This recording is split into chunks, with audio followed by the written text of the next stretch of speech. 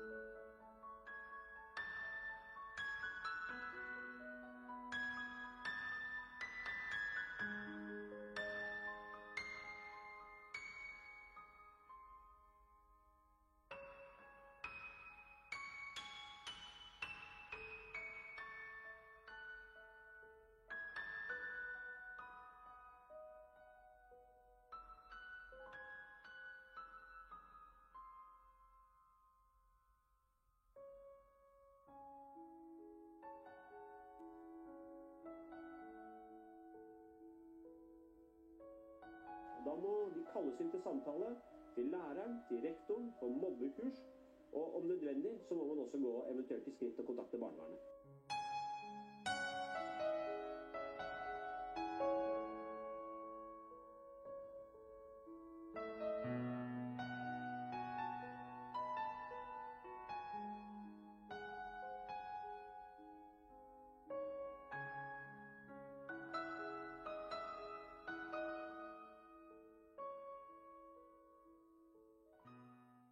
Tror du det er veldig mange unge som har vært under barnevernet som har rusproblemer?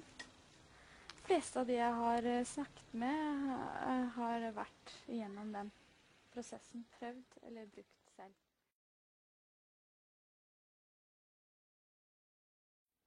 Først og fremst så kommer de uten å ha brukt noe selv, da. Så kommer de til steder hvor de bruker selv, for at de barna greier å lure inn narkotika der og utfordre andre til å bruke det, for at de sier hvordan de behandler det, at de egentlig at da får de glemme ting.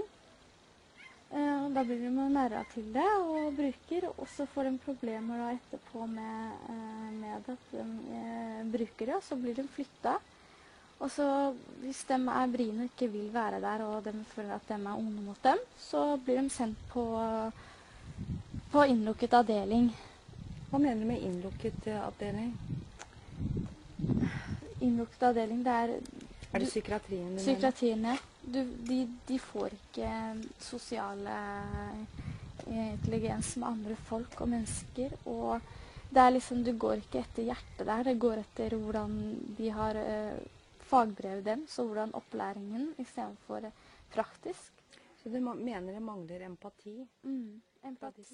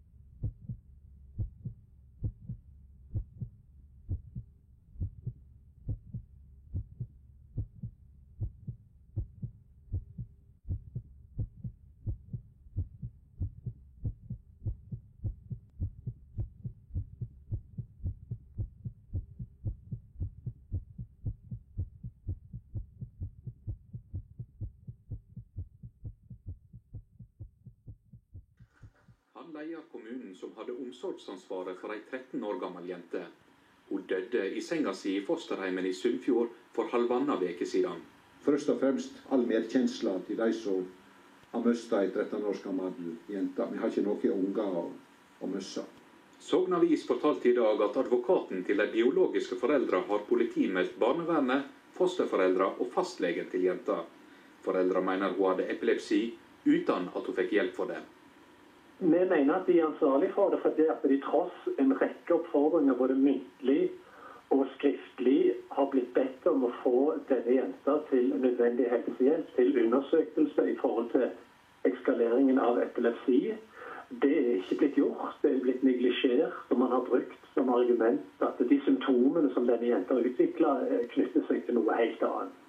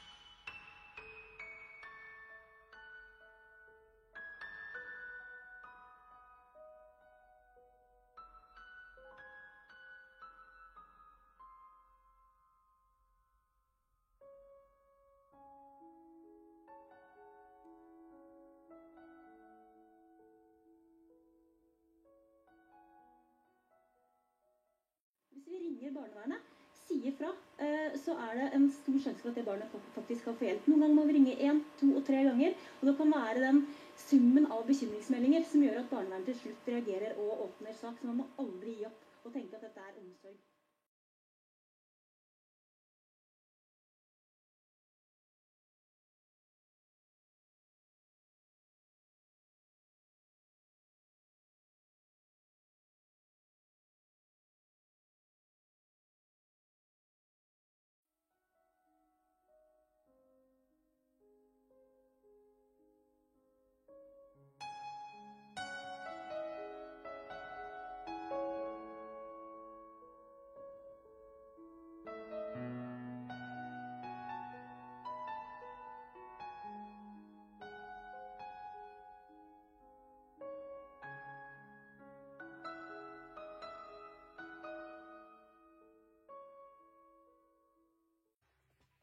Norsk barnevern levnes ikke mye ære i Russland.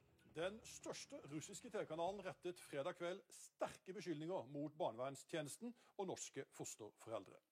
Barneombudet i Russland sa i programmet at Norge tar barn fra russiske foreldre for å sikre sin egen befolkningsvekst.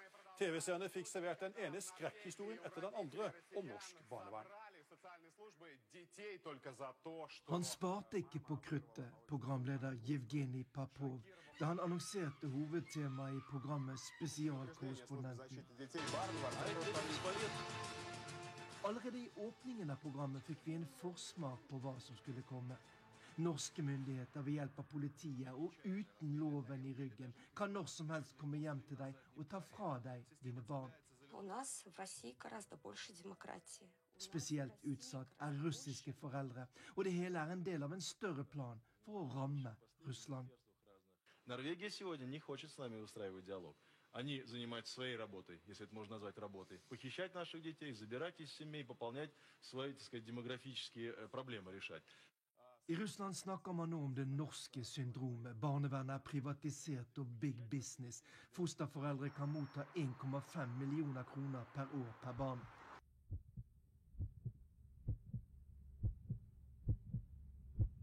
Interessen har gjort at barnevernet er stort sett det eneste norske ordet mange russere har kjennskap til. Her i Russland har reportasjene om situasjonen for russiske barn i Norge vakt voldsom oppsikt. Og det er mange her som tror på den informasjonen de får om at norske myndigheter rett og slett tar barn fra russiske foreldre. Нам непонятно, почему в развитой, цивилизованной европейской стране существует внесудебный порядок изъятия детей из семьи. Что за спешка, что за необходимость? Да, я полностью согласна. Верю информации, да. NRK fikk fredag være flue på veggen under det direktesendte programmet på kanal Razia om det norske barnevernet. Inne i studio traff vi også Irina Bergseth, kvinnen som mer enn noen annen har frontet kampanjen mot det norske barnevernet. Я буду рассказывать и о своей истории, о переживаниях русской матери, когда приходят норвежские полицейские и уводят детей на секретный адрес. О том, что вот лично мне не дают с ребенком 3 года уже переписываться, запрещены открытки. То есть, с моей точки зрения... Когда государство начинает через социальную помощь влезать в дела семьи. Это очень опасная тенденция, потому что семья священна и неприкосновенна. Это записано и в Конституции Норвегии, и в Конституции России. В Норвегии, если забрали ребенка, то все, практически его не увидит никто. Норвежская семья, польская, арабская, русская, неважно. Неважно. Дело в том, что принято решение, и все. И вот эта концепция... På russisk TV fredag sto også en rekke norske foreldre fram og fortalte om det de mente overgrep fra det norske barnevernet. En nordmann var også med i et opptak via Skype, der han ba russiske myndigheter hjelpe ham for å forsvare norske foreldres rettigheter. Den norske ambassaden i Russland fører en også håpløs kamp for å forsvare det norske barnevernet. Det er lagt ut informasjon på ambassadens hjemmesider, og for noen uker siden var ambassadens folk også her i det russiske utenriksdepartementet for å forklare hva som skjer når et barn blir tatt fra sine foreldre. Fordi vi ønsker at når russiske myndighetspersoner skal uttale seg om disse sakene, så er vi opptatt av at det skal skje på et saklig og faktuelt grunnlag. Det synes ikke de har gjort så langt. Vi synes i hvert fall at de uttalelsene som har kommet har til dels vært basert på...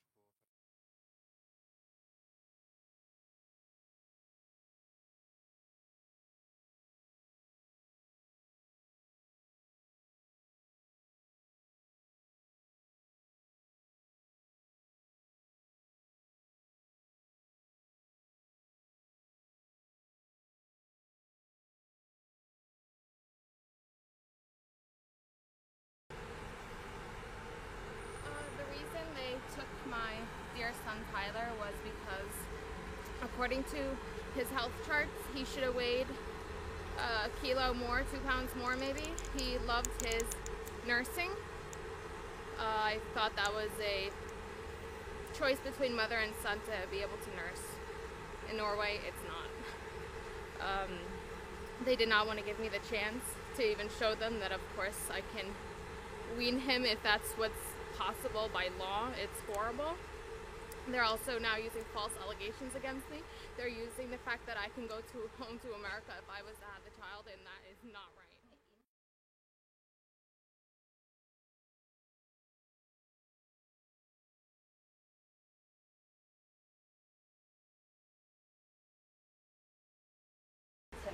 Hver natt. Han sov ikke i egen seng. Jeg greier ikke å legge han i egen seng, for han vil ha meg rett ved siden av han. Og så kan dere Se, hun til og med er medmenneskelig. Jeg ser det på og alt. Altså, man... La henne få en siste natt med han. Vi er kun budbringere her. Ja, takk for budet. Ja, men kan jeg i hvert fall få... Faen, nå blør han. Kan jeg i hvert fall få vite på når det oppstod konflikter mellom samarbeidsvilje med meg og... Ikke i mars. Nei. Det står vi i disse papirene. Ja. Bare vi viser til de papirene. Ja, men vi gikk jo frivillig inn her, og da sa de det var greit. Vi gikk frivillig, vi tar prøve, vi prøvde med grøt, så kom vi må til, liksom. Men det finner du ut da? Jeg må i alle fall få lov å følge han ut. Dette er jo bestemt, og det kan ikke vi gjøre noe med, så det må ta mange. Uansett hvor mye vi diskuterer nå, så vil det ikke bli annerledes. Ja, ok, hvor tid ser vi han igjen da? Jeg vet ingenting. Morgen vil barneverntjenesten. Hello?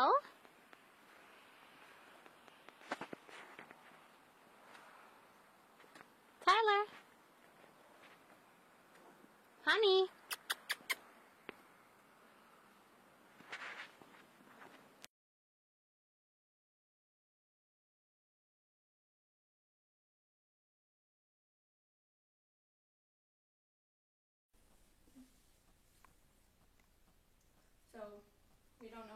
years now. A barneman has horribly ripped him from our arms, and he has to suffer for it.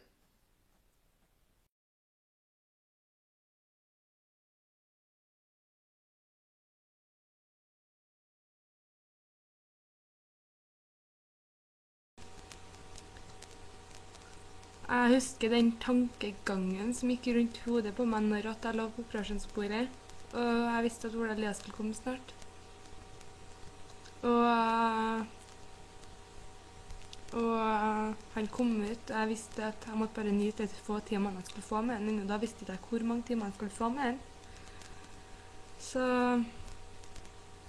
jeg skulle ønske at jeg kunne gjort fødselen min om igjen, og det har vært en mye bedre opplevelse for meg enn hva det var, for at jeg var livredd. Så jeg tror vi sier det nok for nå.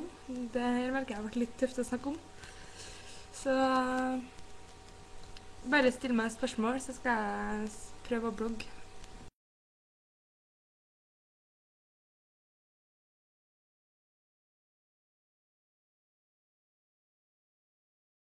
Hva var det jeg skulle snakke om? Jo,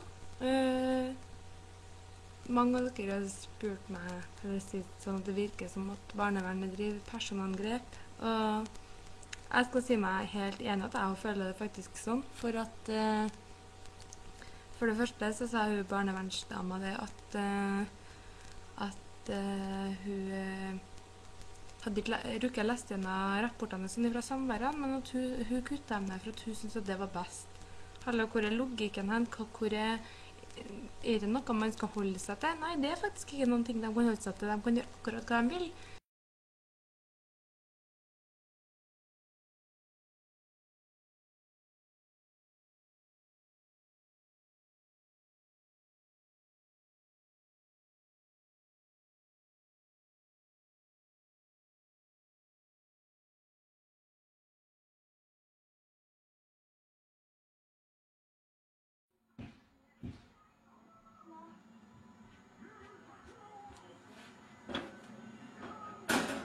Dra til helvete!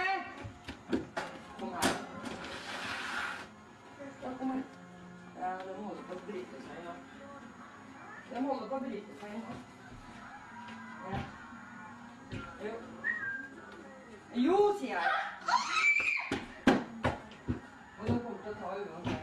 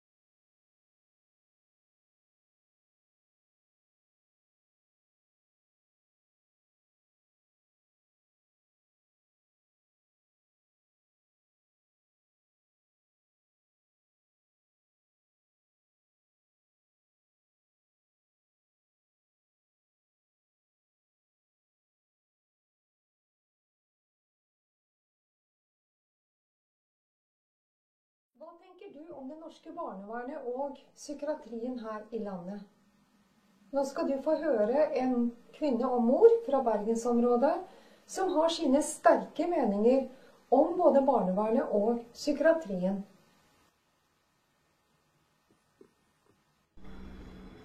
Ja, jeg hadde jo en venninne som var veldig deprimert, for hun fikk ikke tilbake sønnen sin på 6 år, og hun valgte jo å avslutte livet med å gå ut og hoppe fra en blokk ute i Loddefjord. Det var jo veldig dramatisk. Det knuste med en gang hun gikk ut fra, jeg tror det var 10. eller 11. etasje. Men fikk ikke hun noe som helst hjelp? Hun var 2 år på Sandviken, men hun var bare sperret inne på et rom, skjermingsrom, sånn for at hun ikke skulle liksom ha noe kontakt med omverdenen. Og det var den eneste Det hjelpen var hun eneste fikk. hjelpen hun fikk. Men det er jo ikke akkurat noe hjelp, synes du det? Nei, det er ingen at du blir bare sykere ut av det.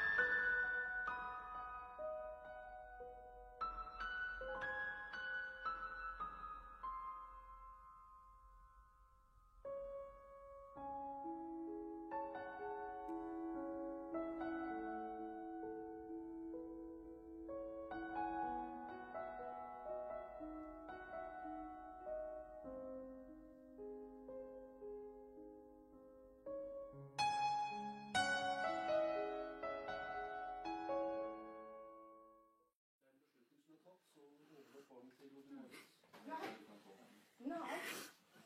Ikke søren. Nei. Jeg må få si hei til datteren min. Jo. Nei, det gjør jeg faen ikke! Jeg må få si hei til datteren min. Jeg må få si ha det til datteren min! Få si ha det til datteren min! Få si ha det til datteren min! Nei! For faen heller! Nei! Nei!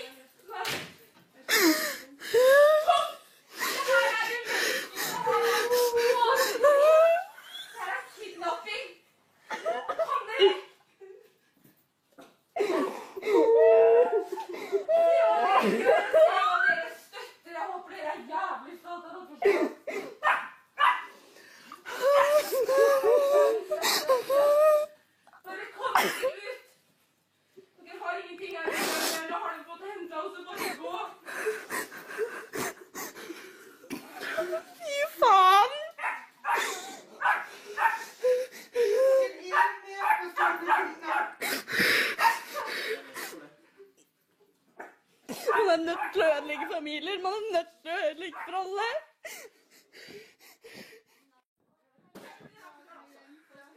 Snakk ikke til meg engang! Du prøver dere!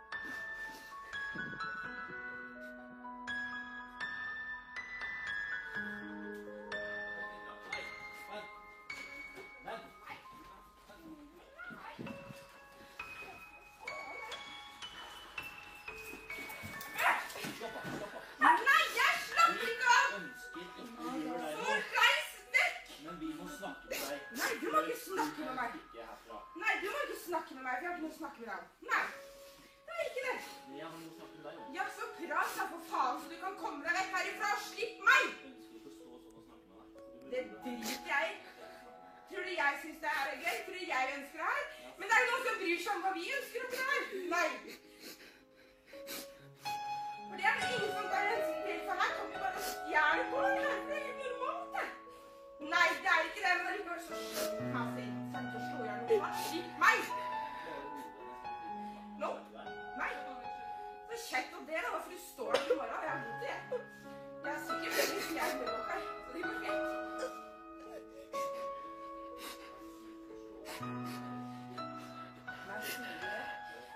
Tenk om jeg hadde reist hjem og så hadde brytet deg i bakken og stjert ungene dine, og så hadde du følt av det, hadde du syntes det hadde vært over, kanskje? Hadde du vært rolig da? Hadde du vært rolig da, om du skal legge meg på galehus? Ja, det kan du sikkert gjøre med en gang. Det vi må vurdere nå, det er om vi skal ta med deg til livet ditt. Jeg skal ikke glede. Man kan få snakke med deg og vurdere. Hjelpe meg? Ja, Gud, for en hjelp. Jeg har ikke behov for hjelp. Ikke fra sånne rasser som dere, i hvert fall, for det her er det faen ikke mye hjelp i. Du slipper å stå selv, han ikke. Det er fryktelig trist. Og jeg skal ingen stand. Nei. Jo, jeg skal ut. Ja, jeg skal ha frisk luft. Og det har jeg krav på. Det her er menneskerettighetsbrudd. Alle har rett på privatliv, og det har ikke jeg akkurat nå, for det står på rasser og holder meg fast. Men det er for at du oppfører deg på en måte. Dere, Så fort du klarer å roe deg. Jeg kommer ikke til å roe meg. Jeg kommer ikke til å roe meg det hele tatt. For noen sitter meg, og jeg kan gå ut og få litt frisk luft. Og ikke reise. Jeg kan ikke hva du gjør. Ja, kan jeg få lov til å gå ut da? Kan jeg sette meg på verandaen da? Solekser meg, og det er jævlig vondt. Idiot. Ja, det må jeg gjøre.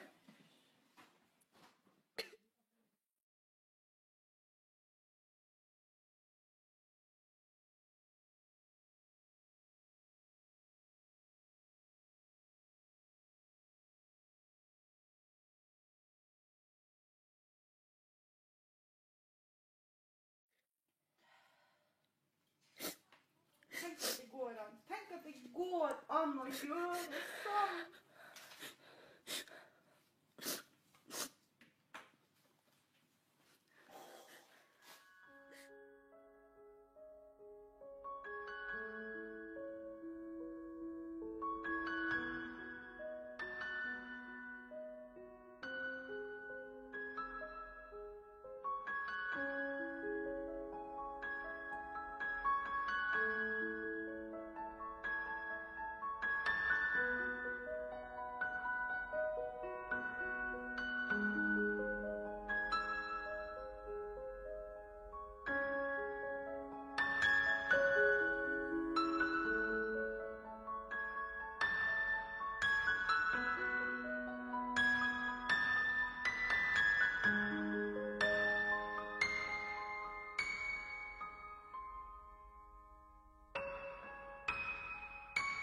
Well, it's not the first time the Norwegian authorities have hit the headlines over childcare. For example, a Polish girl called Nicola was reportedly taken into foster care because she had been in a bad mood at school for a few days. An Indian family stripped of their kids because they were sleeping in the same bed with them, something quite common in India. And just last year, Norwegian authorities took away a Russian couple's young son after he talked about missing one of his milk teeth. The parents were accused of child abuse for that.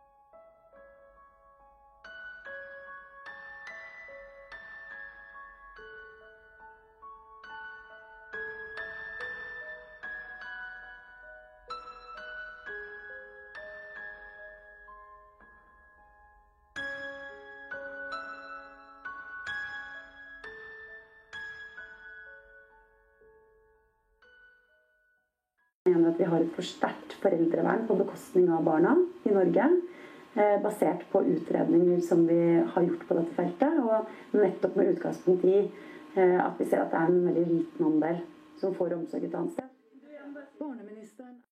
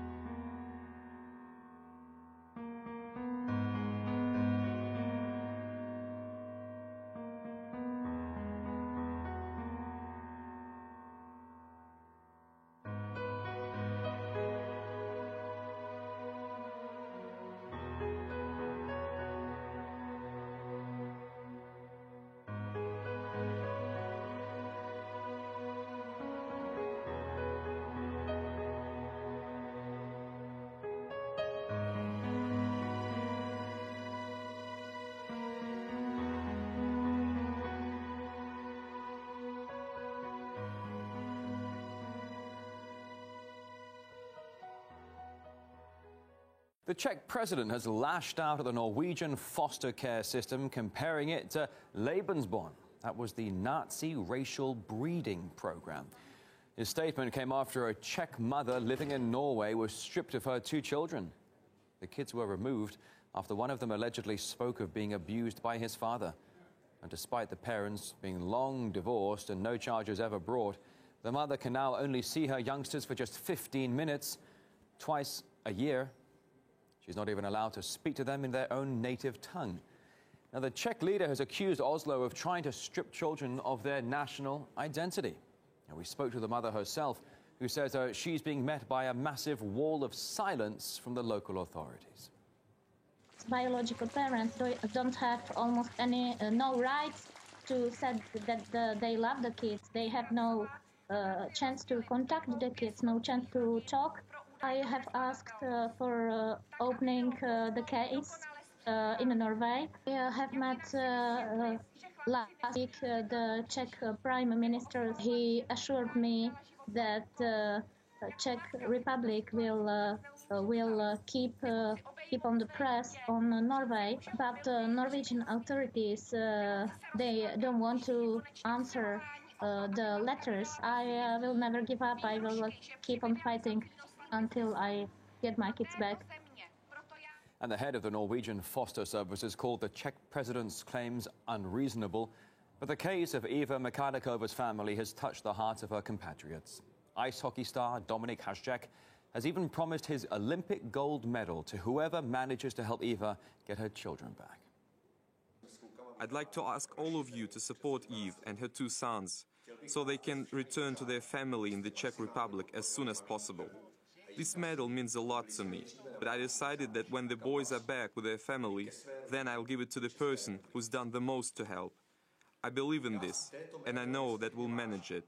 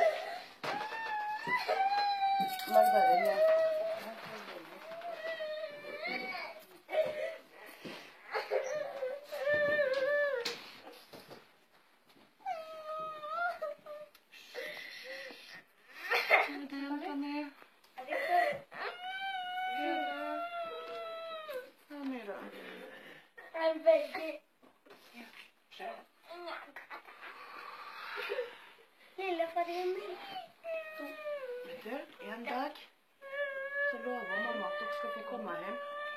Mamma er kjempeglad til det. Mamma elsker dere alle sammen.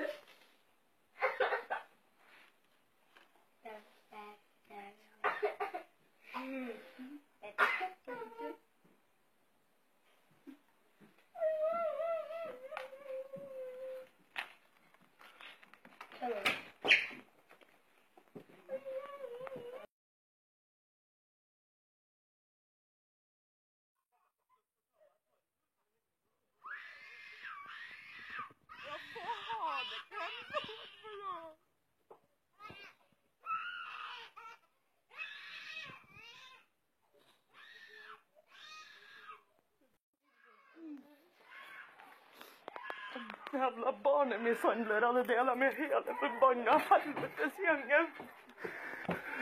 Ødelegger helt friske, normale unger.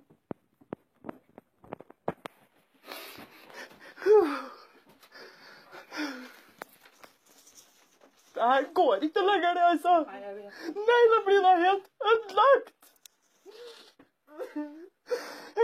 Ødelegg normale unger sånn.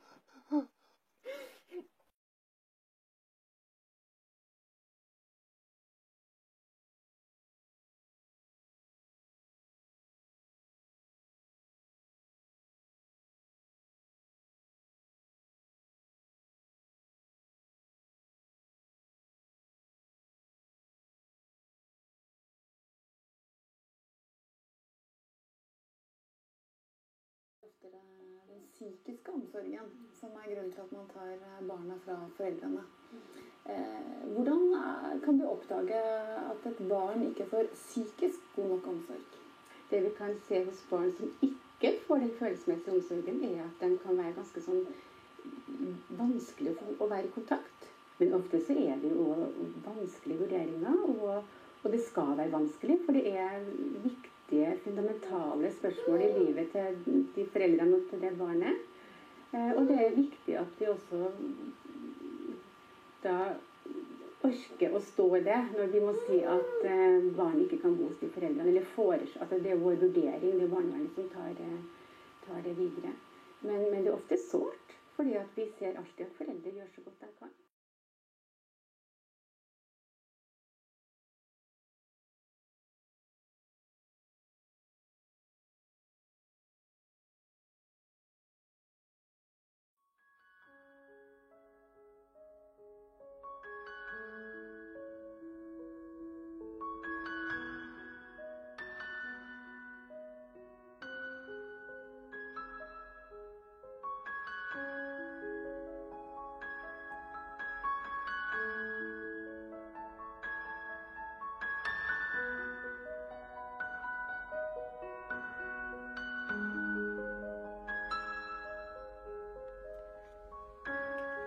We're gonna give Ashton a big kiss. If he doesn't like it.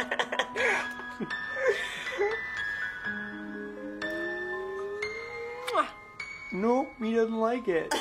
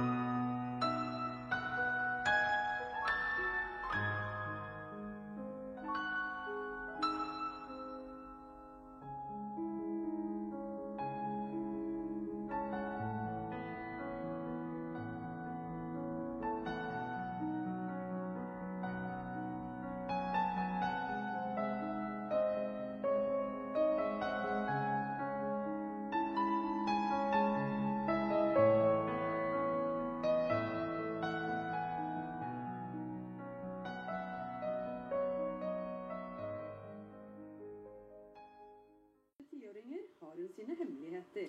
Men en ting det full åpenhet om i familien, at hun adoptert. Jeg møtte henne på sykehus når hun var helt nyfødt. Barnevernet sto parat da Edith Victoria ble født. De hadde planlagt å ta fra den biologiske moren omsorgen. Ekteparet Kate og Martin Larsen var fosterforeldre i 6 år, før fylkesnemnda sa ja til at de kunne adoptere Edith Victoria. Mot de biologiske foreldrenes ønske. Det godt å kjenne på bare å få lov å være en familie.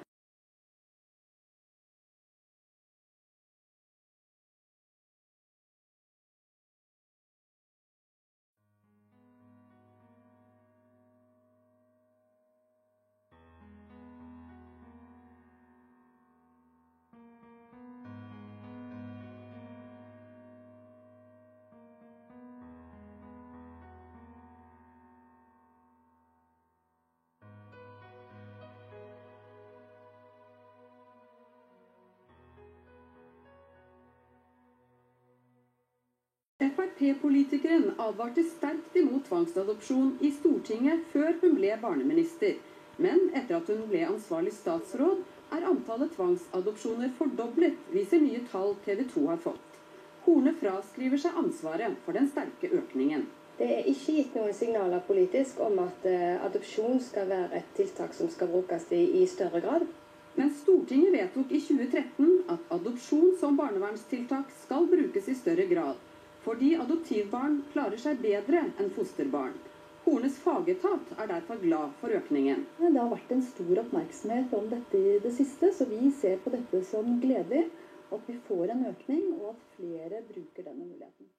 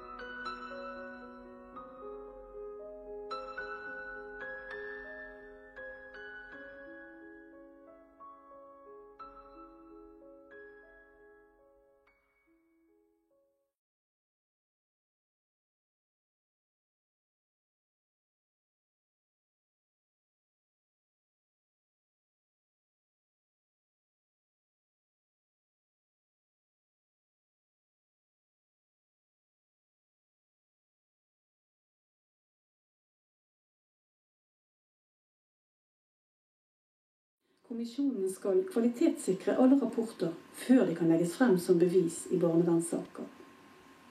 Hvordan undersøker kommisjonen om det som står i rapporten faktisk er sant?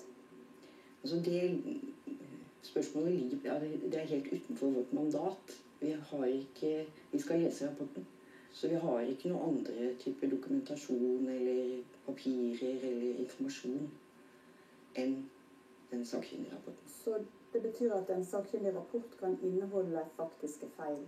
Som ikke vi oppdager. Kommisjonen skal heller ikke sjekke om psykologene har bindinger til barnevernet. Det er jo selve rapporten vi skal kvalitetssikre, og forholdet mellom den sakkyndige og oppdragsgiver ligger utenfor vårt mandat, egentlig.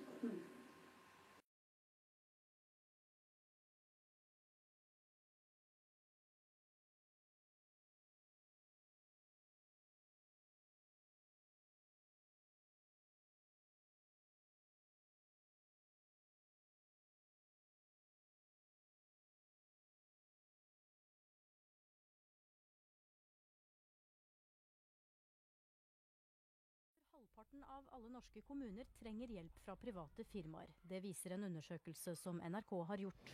Ideelt sett så burde jo barnevernet i kommunene være bemannet til å klare alt dette selv. Vi drar til Sandnes for å finne ut hvorfor de ikke kan gjøre jobben selv. Sykefravær.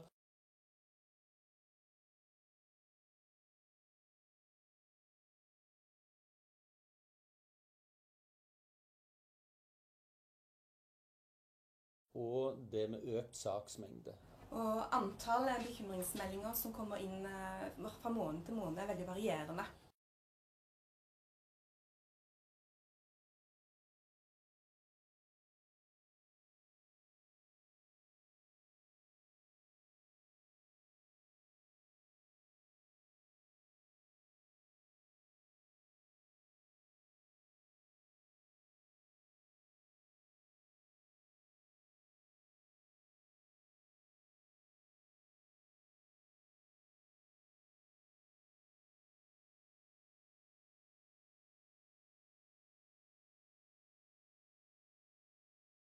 De faglige kravene blir stadig større.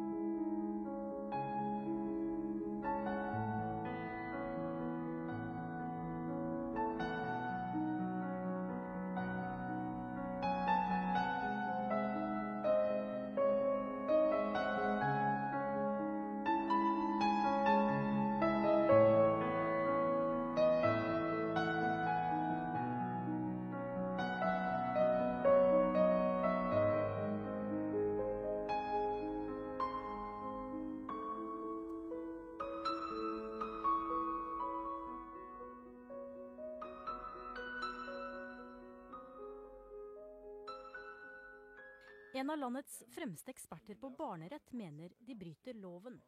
Nei, jeg mener at dette ikke er lovlig.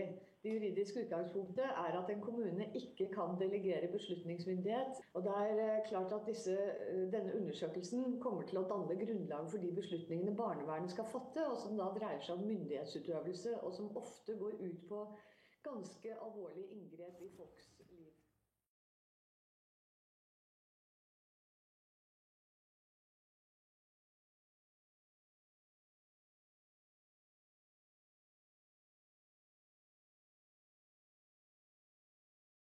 Her har han sitt firma.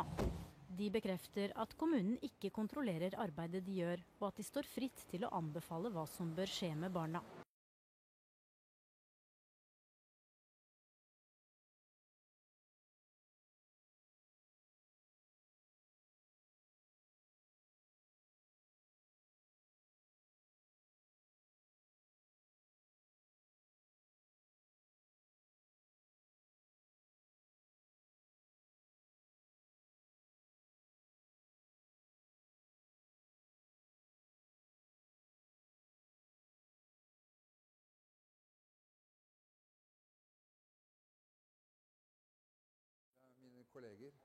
Og så kan firmaet hans eventuelt bidra videre med tiltak som bo- og omsorgsbaser, ettervern, veiledning og fosterhjemsformidling.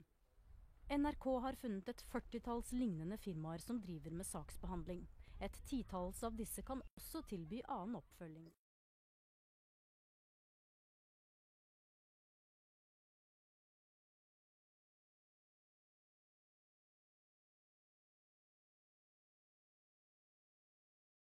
Ikke det at vi gjør det, altså. Vi anbefaler ikke våre egne tiltak. Men man ser jo i brosjyren vår hva vi kan tilby, da.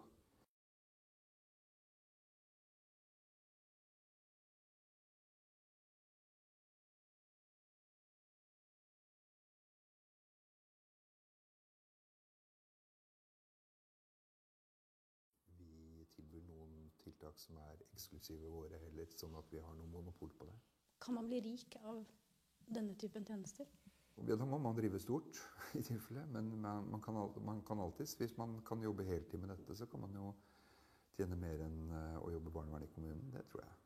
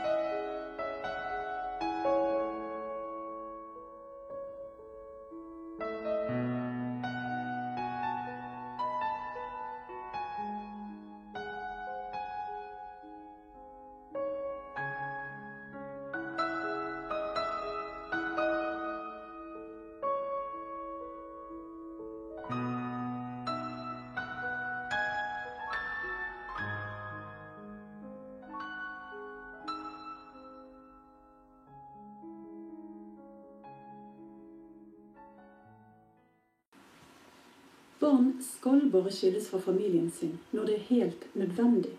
Det sier loven. Derfor prosessen her som en rettssak med to parter. På den ene siden familien, som vil kjempe for å beholde barnet. På den andre siden kommunen, som må bevise for nemnda at omsorgen svikter. Nemndas 3 medlemmer avgjør saken. Vår oppgave å være like kritisk til de private parter som til offentlige parter, altså barnevernet. Så det skal være nøytral i forhold til? Vi skal være uavhengig og nøytral. For å kunne ta stilling til psykologbeviset fra kommunen, en av nemndas 3 medlemmer selv psykolog. Vi matcher den kompetansen som barnevernet kommer med, og vi matcher den kompetansen som de sakkyndige psykologene kommer med. For da kan vi stille de gode og relevante, kritiske spørsmål, slik at vi får så godt avgjørelsesgrunnlag som mulig.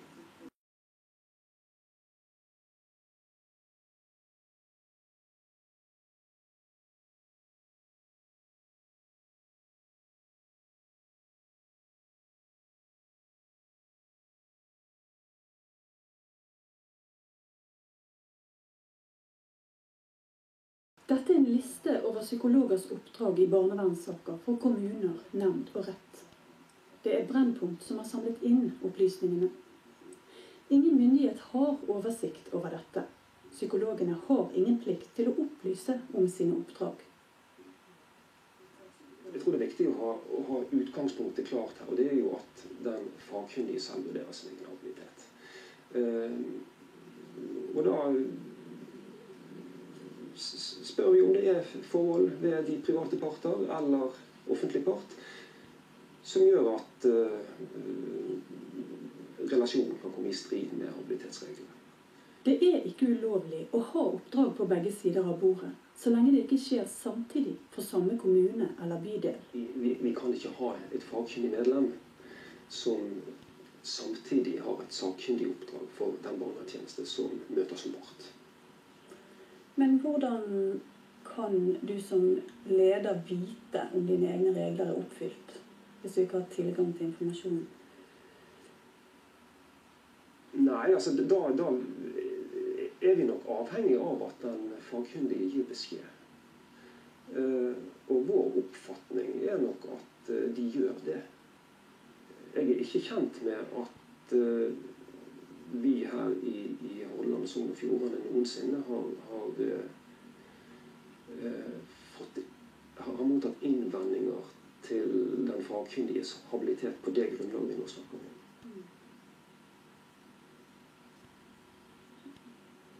Kanskje fordi det ikke er kjent? Ja, det kan være en grunn.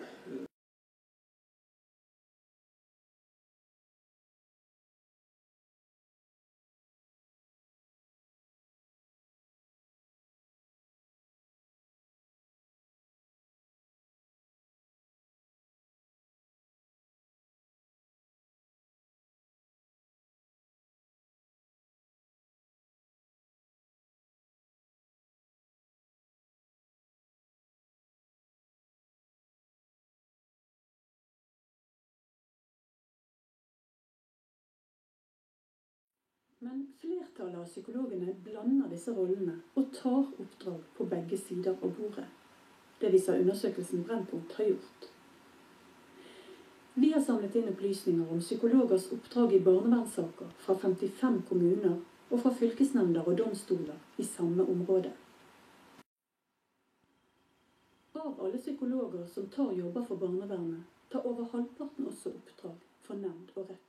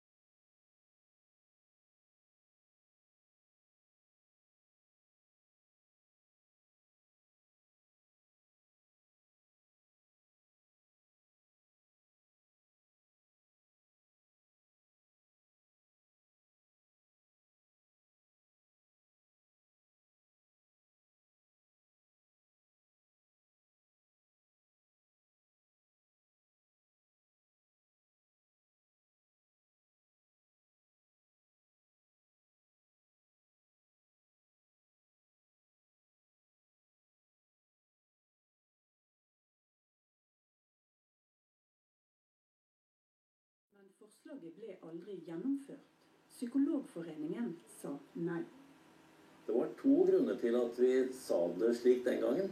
Det ene var at dette er høykonfliktsaker, hvor vi nok tenker at fokus i hovedsak må være på saken, og ikke på den sakkyndige. Det var en god del erfaringer på at advokater bruker da forhold ved den sakkyndige som begrunnelse for dette og hint i stedet for å se på saken. Det andre var rett og slett at det ville medføre medarbeid for de sakkyndige. Skuterud ser ikke bort fra at Psykologforeningen ville ha vurdert dette annerledes i dag. Men myndighetene la forslaget bort. Jeg tenker at det var uheldig. Jeg tenker det var en enkel måte å få litt mer åpenhet rundt dette her.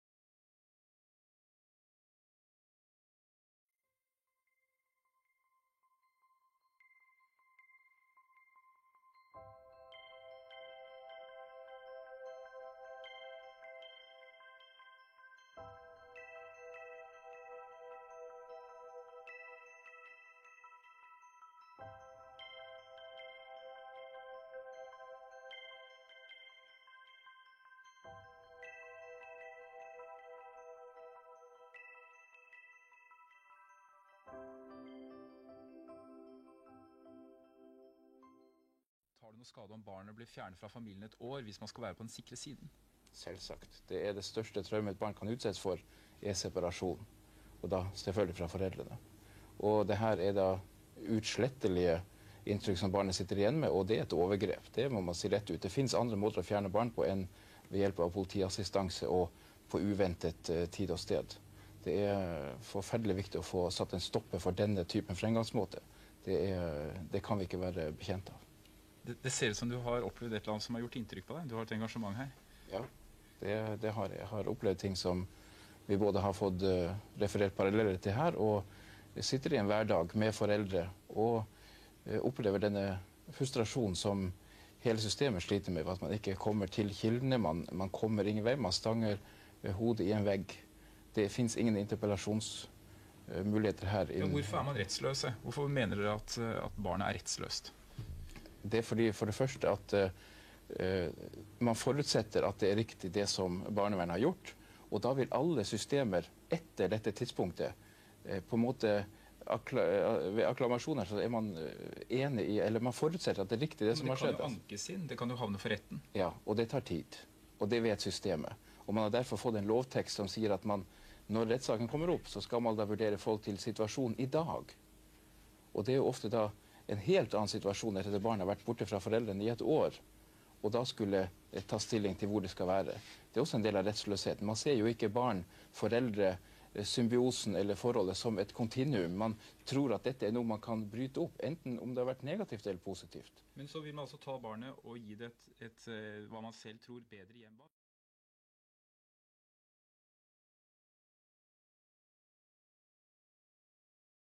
Et landsomfattende nettverk med base i Bergen har lagt ut navnet på 200 barnevernstilsatte, psykologer og advokater på nettsida si. Og målet er å advare andre mot å ha kontakt med disse fagfolka.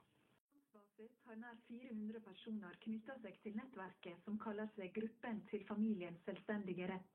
På internett har de publisert en svarteliste med til sammen 200 personer som arbeider med barn og omsorgssaker. Barnevernstilsatte, psykologer, advokater og journalister. Alle blir skylda for å ha gjort alvorlige feil mot familier og barn. Disse menneskene de gjør fryktelig mye galt i familier. De tror de gjør noe godt, men det er snakk om en ideologi som de har, som ikke er up to date. Gruppa representerer foreldre som har hatt konflikter med barnevernet, og målet med svartelistinga er å advare andre mot de sakkyndige. Vi vil legge ned barnevernet i sin helhet, sånn som det er nå i dag. Vi må ha noe annet i stedet for. Det finnes andre metoder å hjelpe folk på når de er en vanskelig livsfase.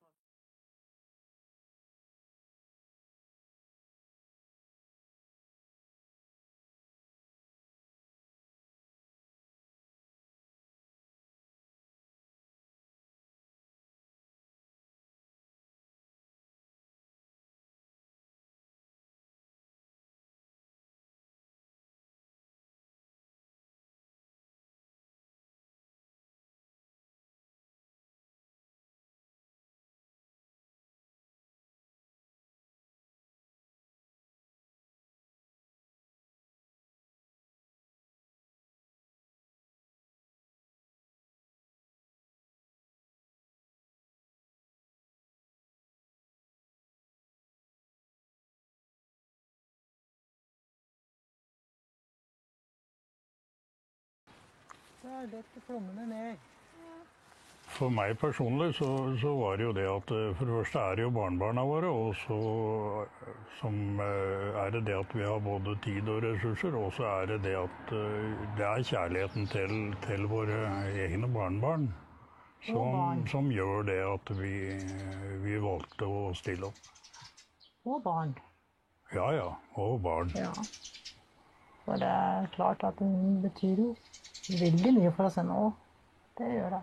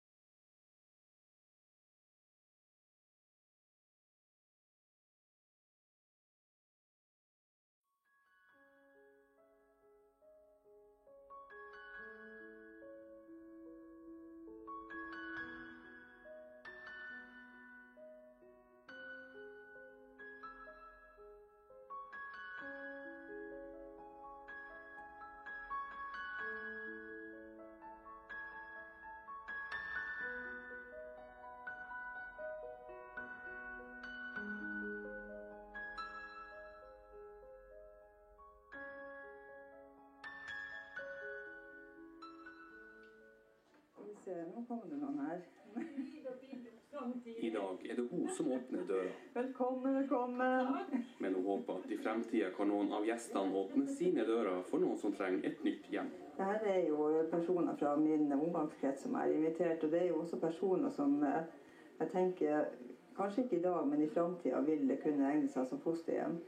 De er jo personer som er samfunnsengasjerte, de har et stort hjerterom, og de har en alder og en trygghet også som jeg tenker er veldig bra for et fosterhjem. Derfor arrangerer hun et såkalt homeparty for å gi informasjon om hva det vil si å være fosterforeldre. Dette er første gang det gjøres i Finnmark, og erfaringen ellers i landet har vært god. Tanken er at det skal være lettere for gjestene å stille de vanskelige spørsmålene i et uformelt selskap.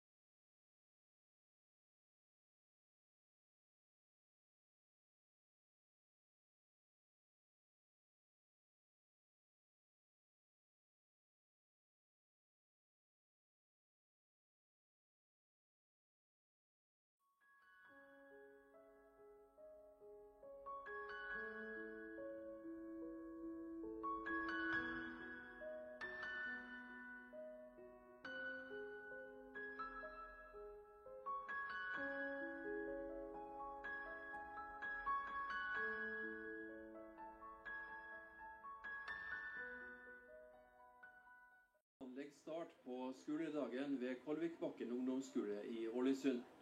420 elever får høre historier til en 19-åring som kaller seg proff på livet. Det som skjedde hos meg, det var ikke greit. Så tenker jeg at det er greit å vite at det finnes flere. Det er mange barn som har foreldre som har dårlig råd, kanskje. Som ikke kan gi deg nok kjærlighet. Som kanskje drikker.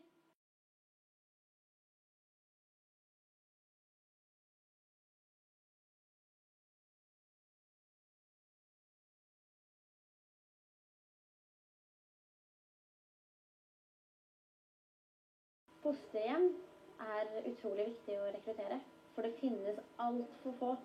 Og da er det litt det når vi kanskje inspirerer disse ungdommene da, og sier at fosterbarn er helt vanlige barn, bare litt ekstra bagasje. Og så kanskje de går hjem til sine foreldre og sier, hei, kanskje vi skal bli fosterhjem?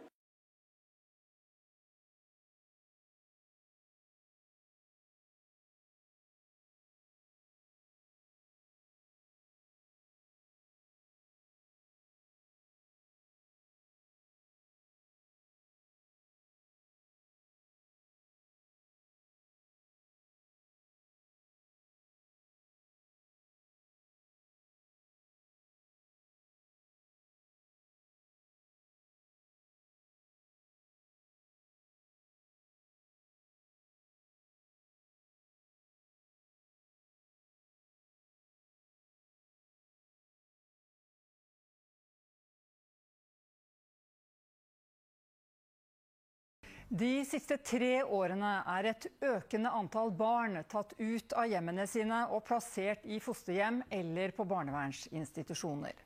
Samtidig har færre barn fått hjelp hjemme. Fra 2012 til 2014 ble 616 flere barn tatt bort fra hjemmet, mens 726 færre barn fikk hjelpetiltak hjemme. Utviklingen går i gal retning, mener enkelte barneadvokater. Det burde være motsatt. Det burde vært en økning i hjelpetiltak, og så at det var færre barn som ble plassert. Det er jo ikke noe mål at flest mulig barn skal plasseres, men det er et mål at man finner de riktige barna, de som trenger hjelp, at de plasseres der det er absolutt nødvendig.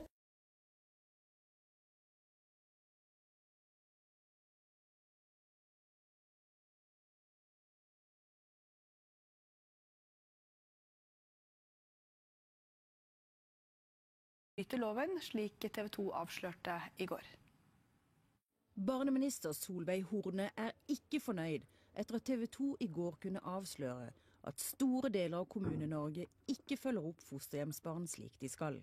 For etter at Helsetilsynet har innhentet 84 rapporter fra fylkesmennene, viser det seg at hele 56 kommuner rett og slett bryter loven. Det er svært alvorlig, for når vi som offentlig myndighet overtar ansvaret for barna, ja, da må vi også sikre at de barna får en bedre hverdag enn det de hadde før, og da må vi føre tilsyn og snakke med de barna. Når et barn havner i fosterhjem, er det kommunen der barnet blir plassert som har ansvaret for å føre tilsyn med at det har det bra. Dette tilsynet er lovpålagt, og hvis kommunen ikke følger loven, kan de straffes med bøter. Men dette skjer sjelden eller aldri. Er det sånn at konsekvensene det får for kommuner når de bryter loven er for dårlige? Ja, det er vi nødt til å se på, men jeg har lyst til å gi så sterke signaler at hver eneste både ordfører og rådmann må gå gjennom rutinene sine for å påse at de fører tilsyn. Vi som regjering har styrket budsjettene til kommunene på dette, slik at vi får på plass et bedre tilsyn, og så må kommunene være bevisst på det ansvaret de har.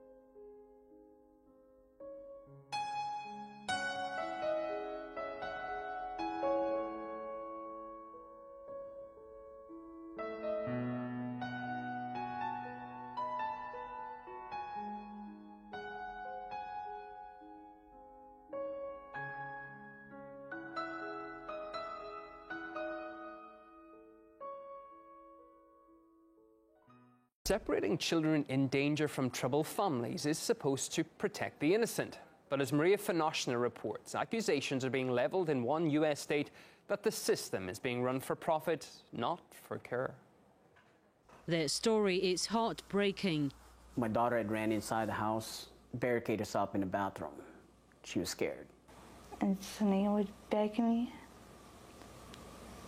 to help her. The sheriff's department came up and told her, says that you have to open this door or otherwise we'll be forced to knock it down. For a year already, Freddie and Tracy Verzosa have been separated from their 7 kids. That's after the Child Protective Services decided the children would be better off with a foster family. In a statement to RT, the CPS said the youngsters were abruptly taken into care, quote, after the parents failed to comply with services necessary to maintain the children safely in their home. When pushed further over what these services were, the agency's representative said, I'm not able to provide additional details beyond what is in the statement due to Florida public record laws. But the Versosas believe Tracy's autism, along with a few missed appointments for non-mandatory vaccinations for the children, were among the CPS's concerns. Even with that disability, she, for 9 years, she was able to take care of these children. Although disagreeing with the service's decision, for the past 12 months, the Versosas have done everything requested of them by the CPS, from parental classes to remodeling their house. It's summertime, but Tracy and Freddie have a Christmas tree in their living room. Christmas last year was the first they celebrated without their children, and they hope it is going to be the last. It would be nice if they did come walking through that door right now, but honestly, I really don't think that's going to happen.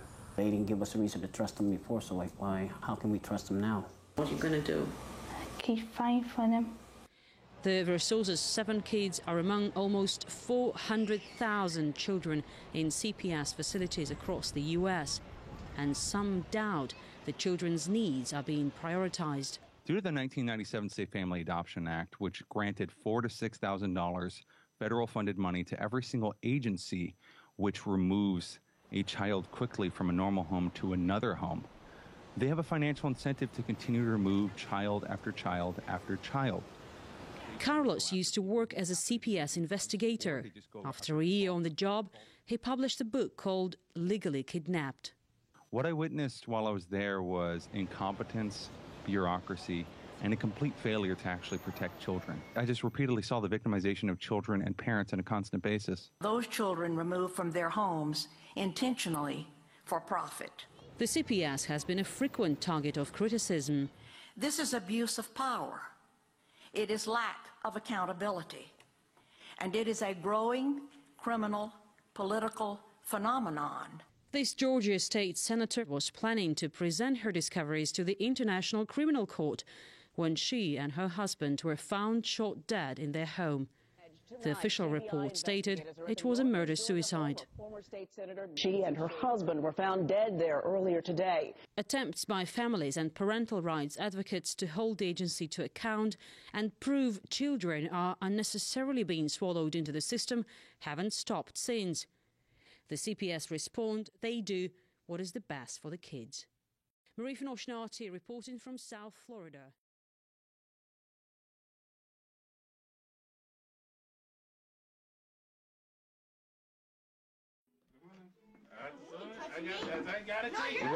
See, come on, hey, officer. Look at this. Look what you're doing to him. Look at him. Come on, look at this. Look at this. Look at this. See? I got it. Have your coat. Put your coat on. Go with your brother. You see? Go with your brother. I don't want to hurt you, okay? No, you're not touching me. You're not hurting me. Hurt you.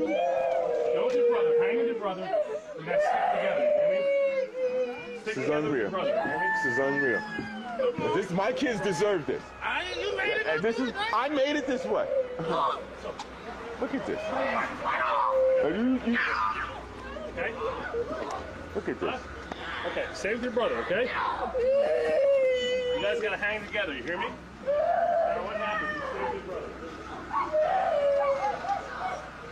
Follow him all the way down here.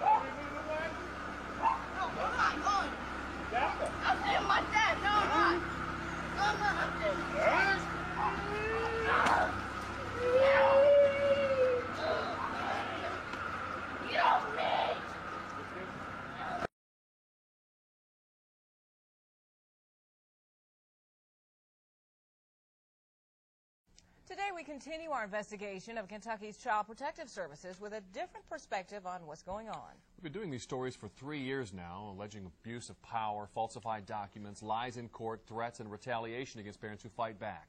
We've heard from victims, attorneys, and officials about what's going on, but we haven't heard from the social workers themselves until now. In disturbing detail, they back up many of the things we reported, that families are harassed and workers are pressured, all in an effort to boost adoption numbers.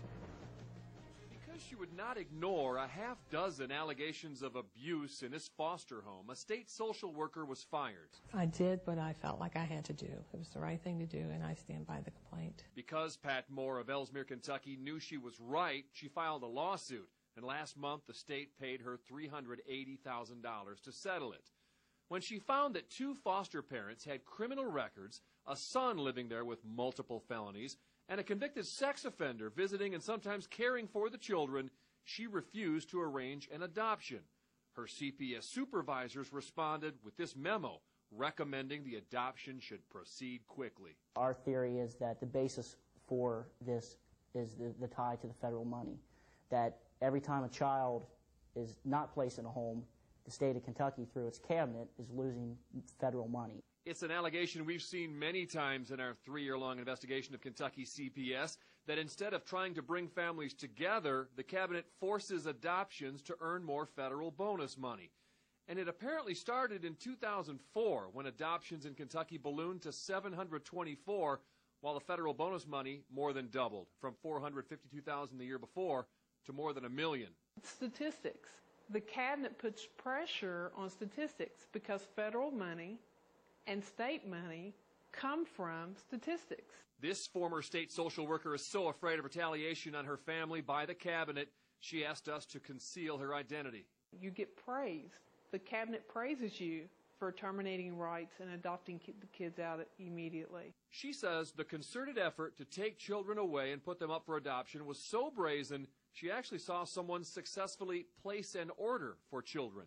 Someone could not have a child and wanted a child, so within the community, this certain person saw a family that was in distress, was having a hard time, and relayed to workers that they would like those children. And that's exactly what has happened. And this former CPS supervisor, who also fears retaliation, says if an order for a child was delayed or denied, her supervisors would roll in and try to overturn local decisions. This one family was promised a child, and when it happened that the child was going to be reunified with the parent, they called our regional office. Our regional office came down on our county. They harassed the birth parents and that kind of thing because they didn't agree with our decision. So I didn't get to say bye. And remember the case of Vanessa Shanks, who had her kids taken away, and when she fought back, saw her relatives' kids taken away, and when she won her appeal, saw her attorney's child taken away? These former CPS workers say that kind of retaliatory power is common, and in this secretive one-side system, they can take your kids away right now if they want to and get away with it. I can call in a report tomorrow, and I can make it seem very real to the point that a family will be investigated. And whoever gets it could come up with a substantiation of, say, let's say neglect, and it might not be true. But it doesn't matter. Now, according to data just released a couple of days ago, there's a huge disparity between counties on adoption rates. Some counties reunify with the family 100% of the children they've taken away. Others last year adopted out as high as 82% of the children they removed from the home. If you want to look at the stats and more, we have a link to the Child Welfare Report in the Target 32 section of our website. It's WLKY.com.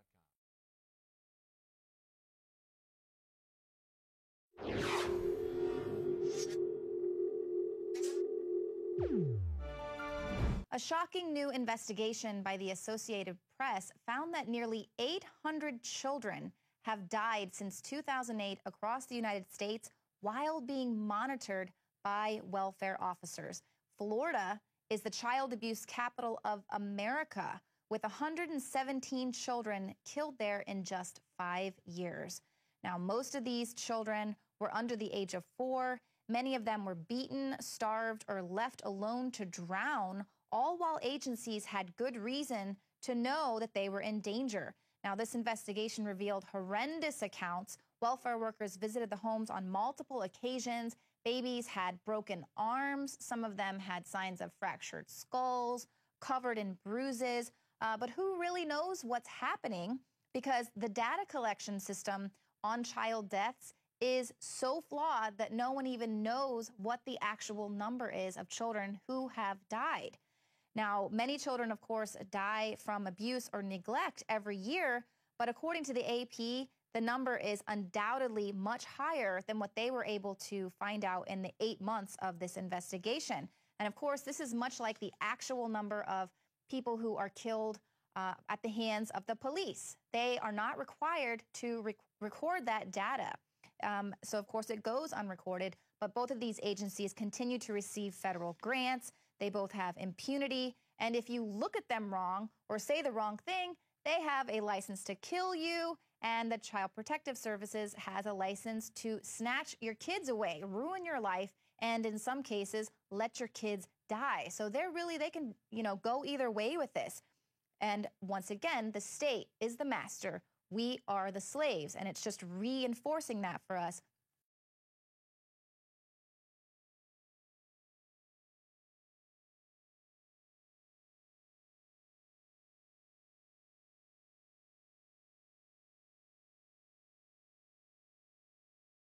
Without question, the biggest political scandal Britain has ever faced will be exposed tonight. It involves a secret network of the highest office holders in the land, past and current members of Parliament, cabinet ministers, judges, diplomats, even one of the country's top spies. These men are accused of some of the most sadistic child sexual abuse imaginable on hundreds of victims, some as young as 8. More confronting still are claims that children were killed in order to protect this network of predators, including one boy whose father worked at the Australian High Commission in London. For over 40 years, the evil child predators acted with complete impunity, hiding behind the facade of respectability. But no longer.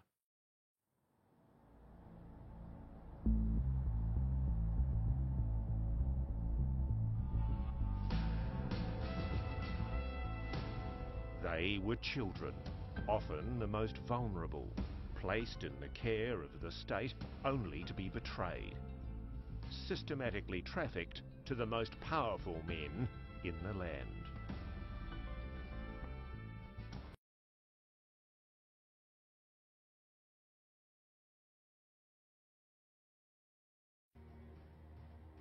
A sex scandal at the very highest levels of the British establishment.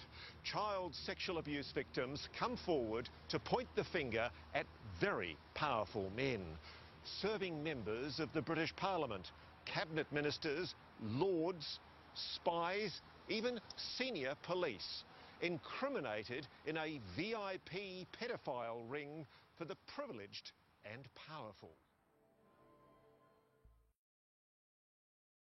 The new members need to be aware of, because it's going to haunt this Parliament. And Esther, yesterday on Sky Television, outlined it bravely, and I've been in touch with her today, where she's gone to the police with a member of Parliament that she and now a number of others are alleging abused her as a child.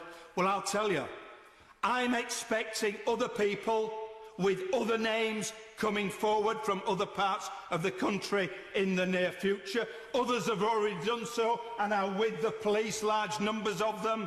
The scandal of historic child abuse in this country is going to be one of the defining issues of the next 5 years, it's going to corrode everything over this Parliament because it is so large, it is so huge, it involves so many people.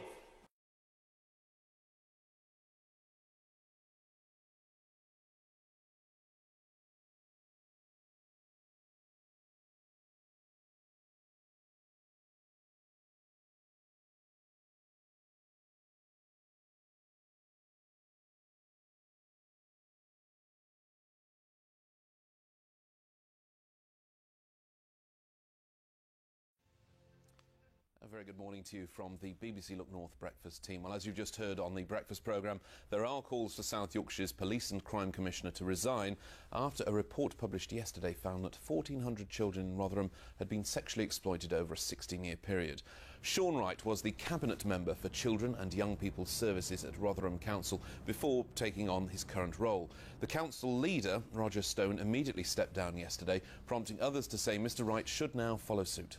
During his time in the council, there were 3 reports, and it's astonishing that those 3 reports were ignored. And how many of these 1,400 victims wouldn't have been victims if action had been taken earlier on these reports? Our Conservative estimate is that at least 1,400 individual children in Rotherham were victims of sexual exploitation over the 16 years. By victims, we are not talking about children who were at risk of sexual exploitation, who were friendly with victims, or who moved in the same circle.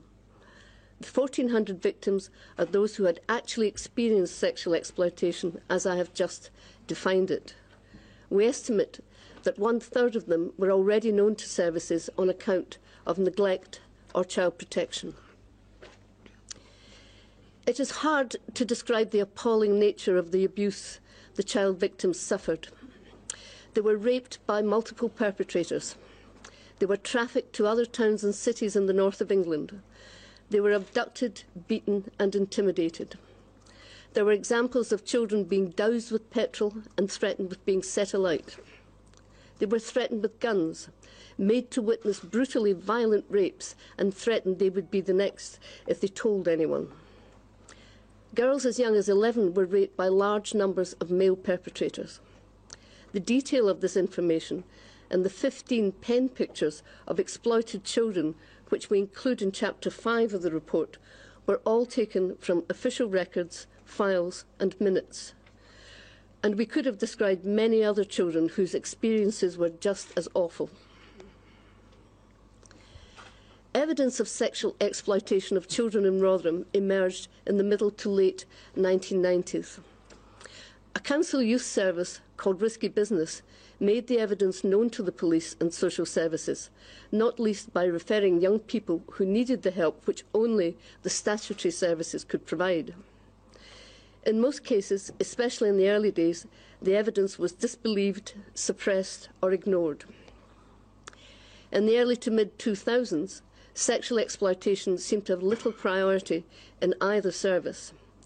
Child victims were often blamed for what had happened to them, while no action was taken against the perpetrators. It did not seem to occur to many of those involved that any kind of sexual activity with a child is a crime, meriting investigation and prosecution.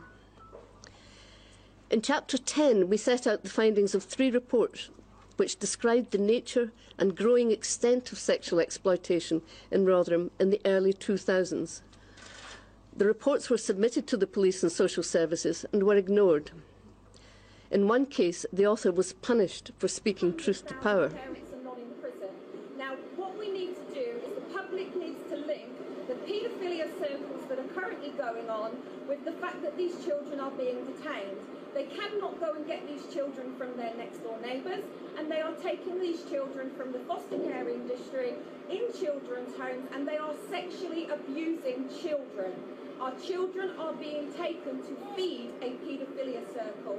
ITV know it, the BBC know it, the public know it, now the government know it, the police know it, but nobody is doing anything, and we must call a public investigation into what is going on. These are our children, these are our innocent children who are being taken and forcibly detained until they are 18.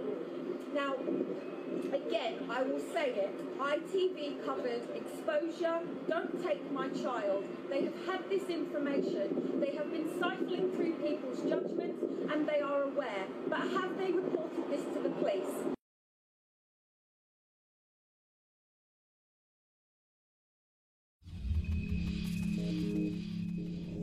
The FBI raid that rescued 105 sexually exploited children from a sex trafficking ring last weekend only helped to highlight the vulnerability of foster children. 60% of runaways who are victims of sex trafficking have been in the custody of Child Protective Services. Many times when these children are rescued from sex traffickers, they are put right back into the foster care system. And now with these so-called child protectors snatching up even more kids into the systems so they can collect more money from the feds, there has become a surplus of children and not enough foster homes to take care of them, which means the bar has been set really low for those who can qualify to foster. A 2011 audit of Sacramento foster care facilities found the addresses of more than 1,000 registered sex offenders matched the address of licensed foster care facilities and homes. Almost 600 of those offenders were considered high risk. Sex traffickers typically prey on helpless children who feel abandoned by their families and who are lost in this system of providers that fail to follow up on any reports of neglect. These are the type of children that are really susceptible to grooming for child sex slavery and prostitution. The consumers are not who you would expect either. They are doctors, lawyers, business executives, teachers, coaches, and everyone in between. In other words, they don't look evil. Press TV reports rogue elements of police and intelligence services employ child prostitution rings to obtain blackmail material on politicians and other key power brokers. Former CIA Director William Colby told Nebraska State Legislator John DeCamp that a rogue element of the CIA was heavily involved in ritual child abuse. He informed DeCamp that not only were the abused children being used in blackmail projects, but the CIA was also using them to conduct mind control experiments. What became known as the Franklin Scandal was a nationwide pedophile ring that implicated businessmen, senators, major media corporations, the CIA, and the Boys Town organization. The Finders was another notorious CIA-linked child pimping ring. 2 men were arrested in 1987 for brutally abusing 6 children between the ages of 3 and 6. An investigation led police to Washington, D.C. warehouses, where evidence of a global child trafficking network was found, including proof that the children were used in blood rituals and sexual orgies. The investigation was promptly called off when the CIA deemed the Finders case an internal matter. The world is no doubt a better place after the takedown of these 150 low-level sex traffickers, but now the FBI must take their investigation all the way to the top and bring down these elite pedophile organizations that continue to be too powerful for prosecution. To read more about how the government covers up child sex trafficking by the elite, visit the InfoWars store and buy a copy of The Franklin Scandal by Nick Bryant. I'm Leanne McAdoo, and this has been an InfoWars Nightly News Alert.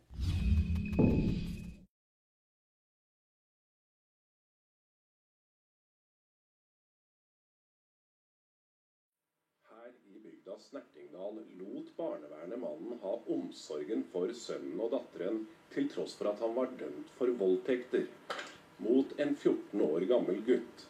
Da han ble siktet for voldtekter mot ytterligere en mindreårig gutt i bygda, sendte de barna hjem til ham så snart han var ute av varetekt. Det retten har lagt til grunn der, er at gutten 5 timer etter at de blir sendt hjem igjen, blir utsatt for nytt seksuelt overgrep.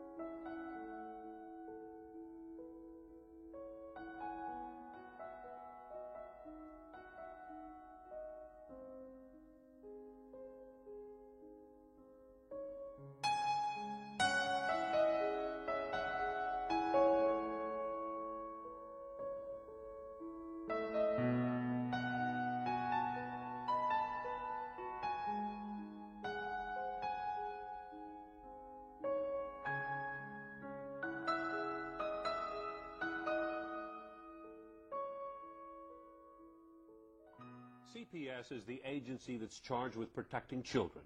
Its investigators and caseworkers make decisions that impact the lives of thousands of Texas families. So who are the people making these life-changing decisions? CBS 42 investigative reporter Nancy Wilson looked into the backgrounds of child welfare workers. What she found may surprise you. Assault, burglary, DWI, theft, domestic violence, indecent exposure, prostitution, possession of cocaine and marijuana, and selling alcohol to minors. What do all of these crimes have in common? They are just some of the crimes committed by people who work for the Texas Department of Family and Protective Services. That's right, the agency in charge of protecting Texas children. We found more than 370 employees have a criminal background. Some have direct contact with foster kids. David Mendoza pled guilty to assault with bodily injury to a family member and violating a protective order. He's a CPS supervisor in El Paso. Richard Landon was arrested for indecent exposure in 1997, and in 1994 he was arrested for prostitution after soliciting an undercover cop.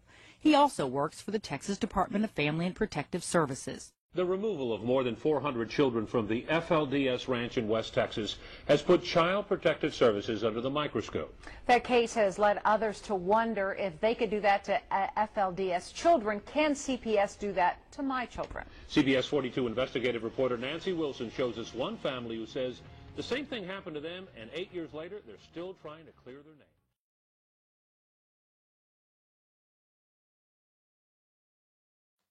Is Child Protective Services just an official government kidnapping ring? Basically, yes. Believe it until families, mums, dads, partners began to bring documentation which showed overwhelmingly and without any doubt that what we were seeing happen in courts was that children were being taken away from their parents. And some of you will be thinking, well, they must have done something wrong. They must have hurt their children, or they must have been dangerous, or they must have had mental illness. Well, certainly for some families that's true. But what began to interest us is when we started to see that children were taken away from perfectly good, loving mums and dads on perjury, on false evidence, false accusations, false documentation, court documents with no official court stamp and no signature by a judge. We started to find out that the police were collaborating with the courts and social services in order to take children away from their parents. And if you ask me what's happening to the children when they're taken away from their parents, they're being abused. And if you don't know what that means, it can mean that just psychological abuse. They're given a rough time. And for some of them it means they're sexually abused. And I didn't believe this either until I started to listen to some of these mums and dads and I started to look at the evidence. And then we started to realise that some of these children disappear into the system. And you may wonder how they can disappear. So I've got a question. Is the BBC present today? No. Are any of the major newspapers present today? No. Do we have any of the mainstream media present? No. So we have a rally in central London where people are warning that the children are being taken, and there is not one single representative of mainstream media. Can I ask if there are any members of Parliament here? Is Mr. John Hemming in the audience, perhaps?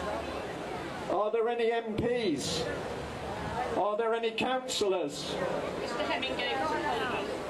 I've just been told that Mr. John Hemming gave his apology, so I'll say he is a man who's starting to do some things.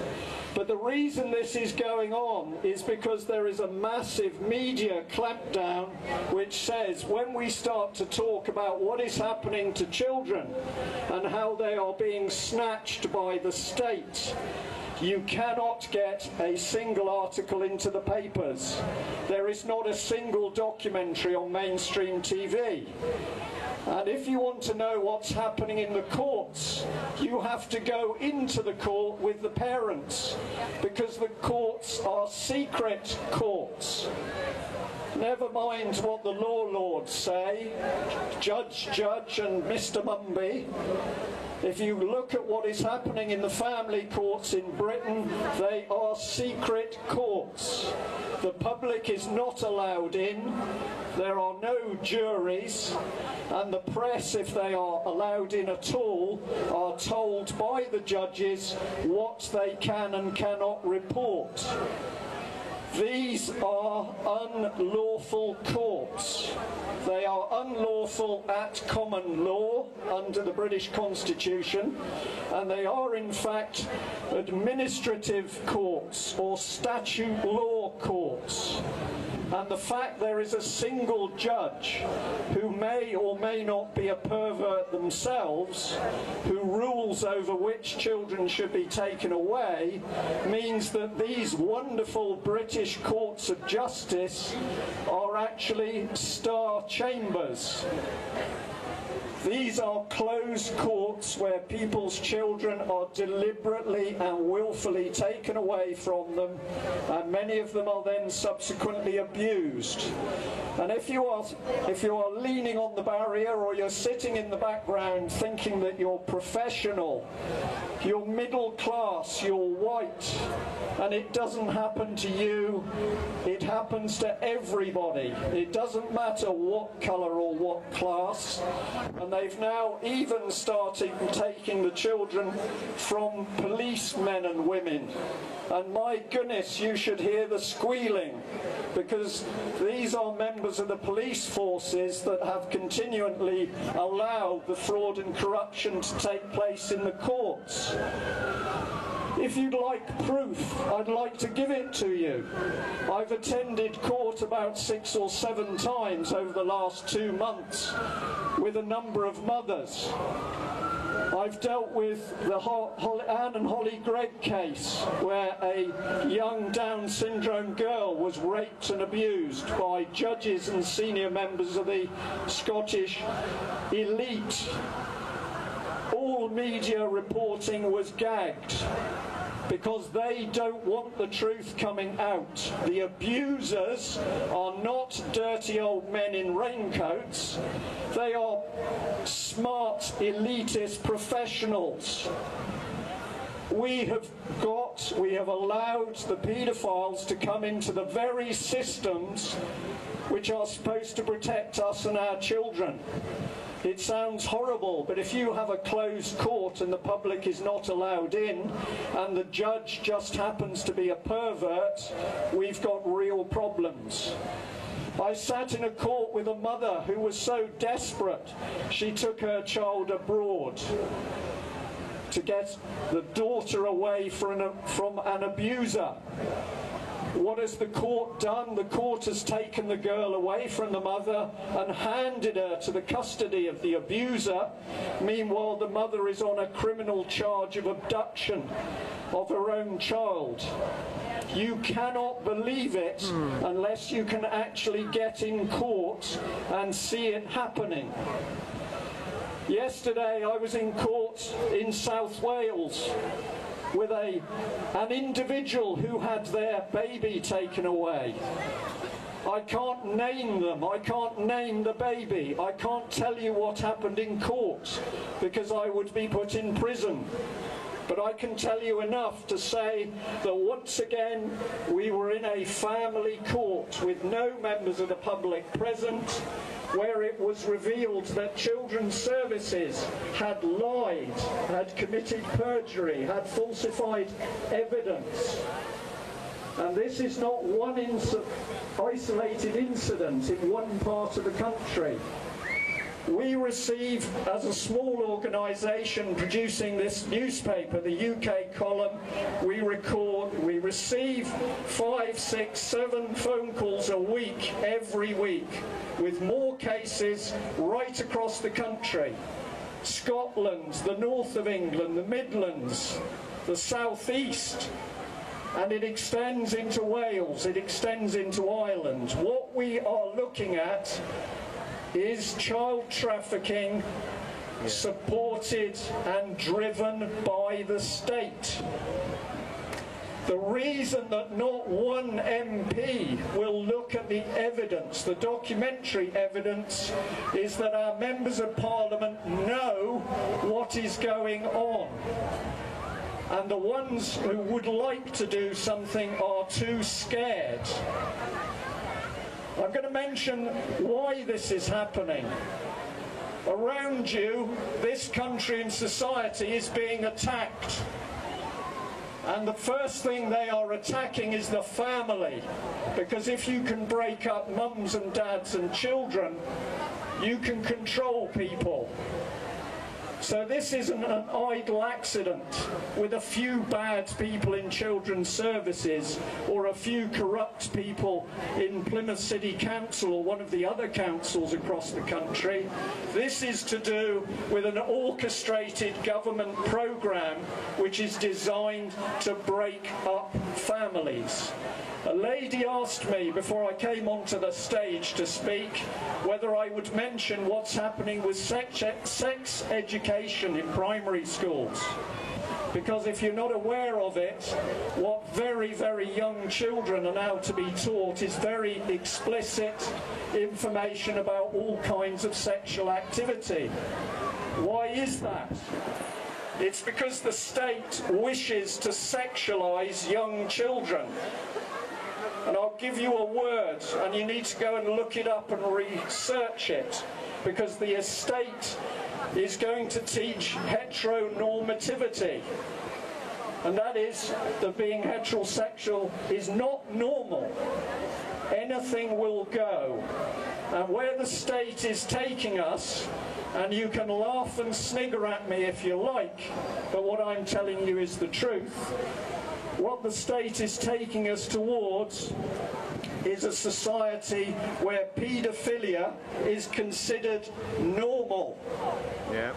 And there are MPs in Westminster that hold that view. There are MPs who have campaigned to see the age of consent lowered and lowered.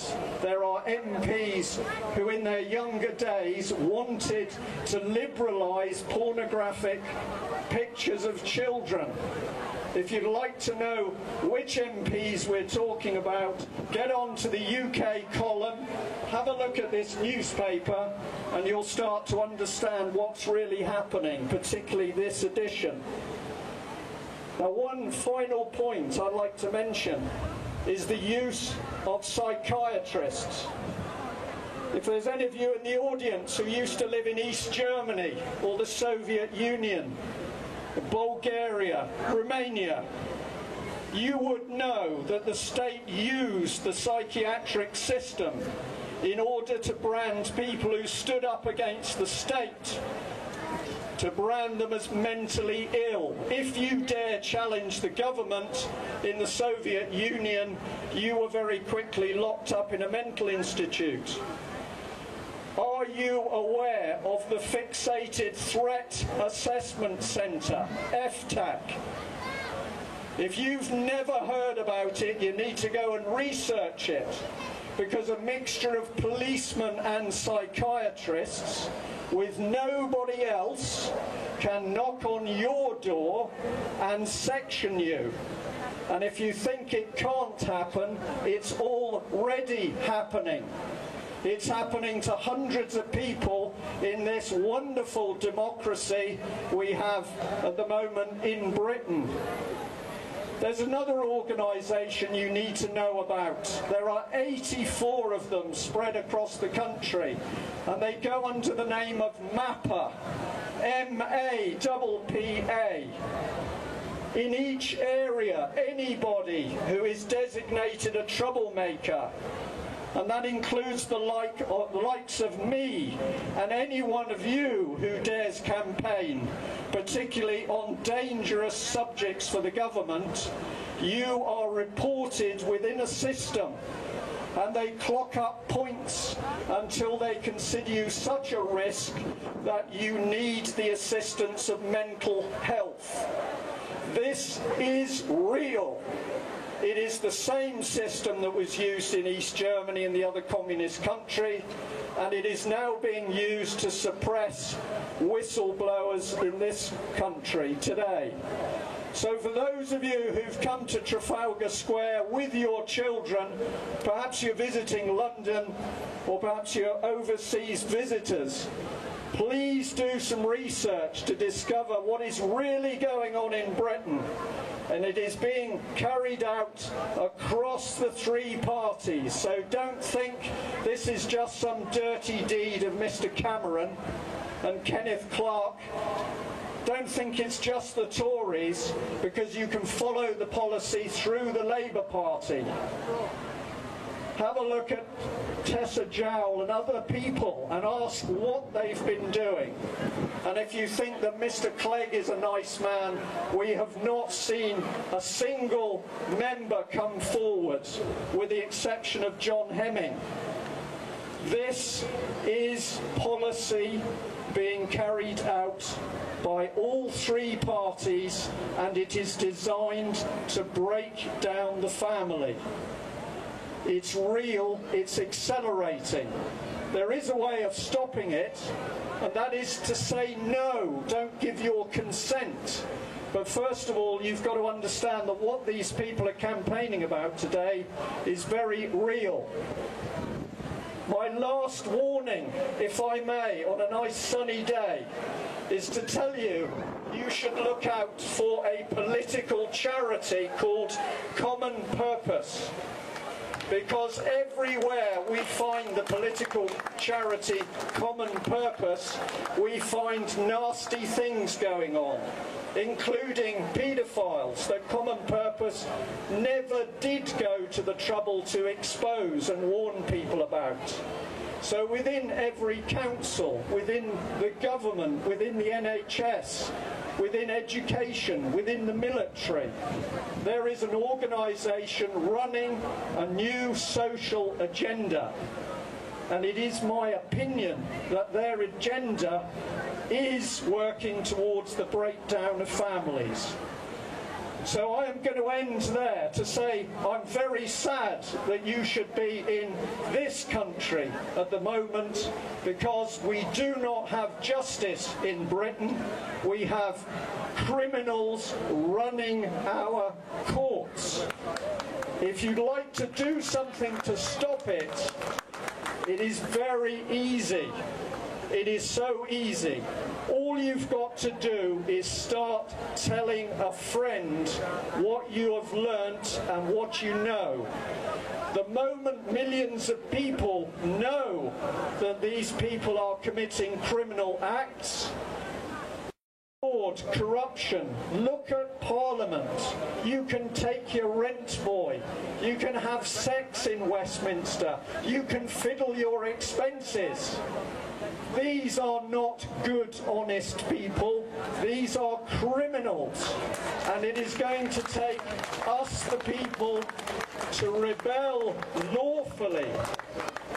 We don't need violence. We just need large numbers of people to say we're not going to be ruled by criminals in Parliament who are targeting our children. So tell a friend. Thank you. Thank you, Brian. Is Child Protective Services just an official government kidnapping ring? Basically, yes. Who gives them the orders? Who set up this global standardized system? Who sets up the CPS? Who does this worldwide? That's the real enemies. That's the hardcore globalists that did this to break up society, to break down families, to bring in this tyranny. They know what they're doing. They're fully conscious of it.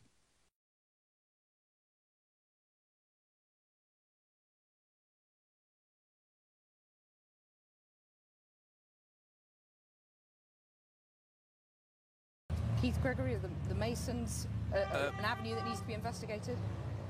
Masons definitely need to be investigated, especially in North Wales. I think nearly everyone, especially on the list that I have, are all members of some sort of Masonic lodge.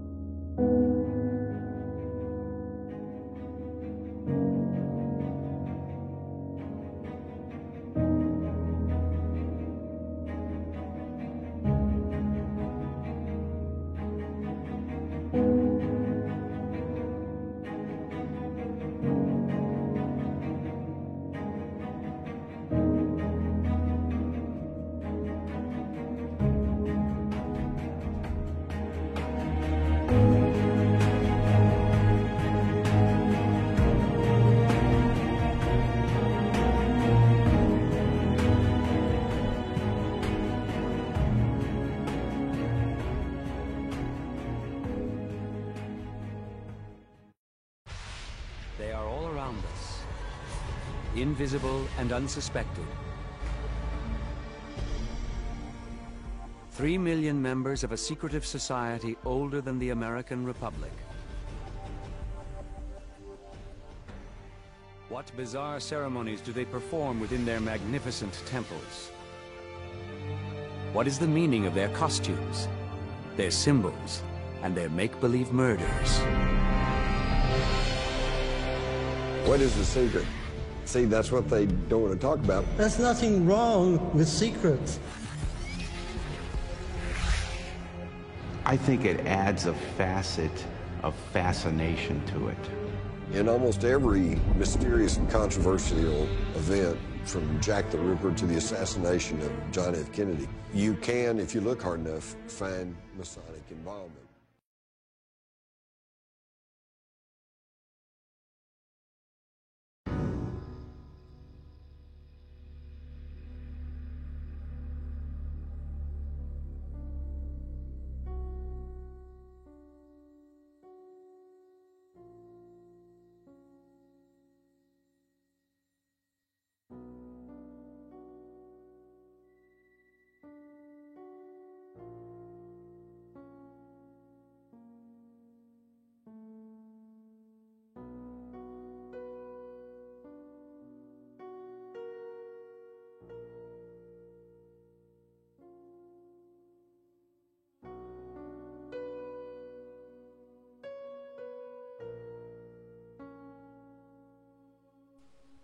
And it doesn't take a genius to take the next step and realise that 60, 60 and 60 is represented by 666. So interestingly, these pagans used these numbers and pictures to hide the worship that they were giving to Satan. So sun worship or Satan worship became the religion of 666. Now some people might not think much of that number, except that it is mentioned in the Bible.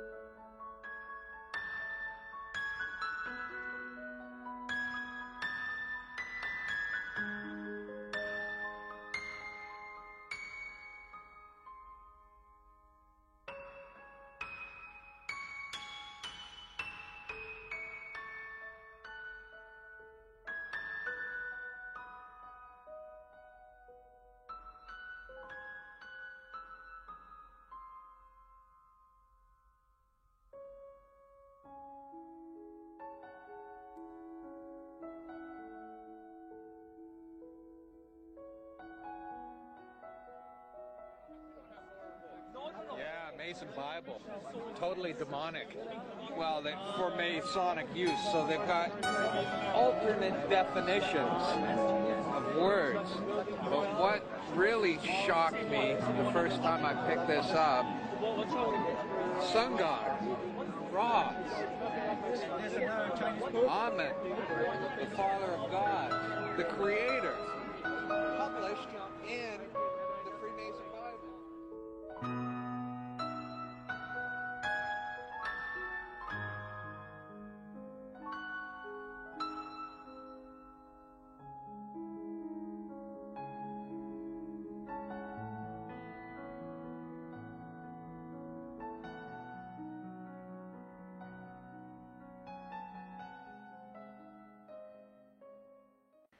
means vicar of Christ, in the place of Jesus Christ. And why do we talk about this in terms of the number? Well, in the Latin, each letter has a numerical value. And if we add up the numerical value of the name, then we come to a startling conclusion. The V is 5, the I is 1, the C is 100, etc. And if we add them all up according to that numerical value, then we find that Vicarius Filii Dei will add up to 112 plus 53 plus 501, and the total is 666. So the number of his name, the numerical value of his name, is 666.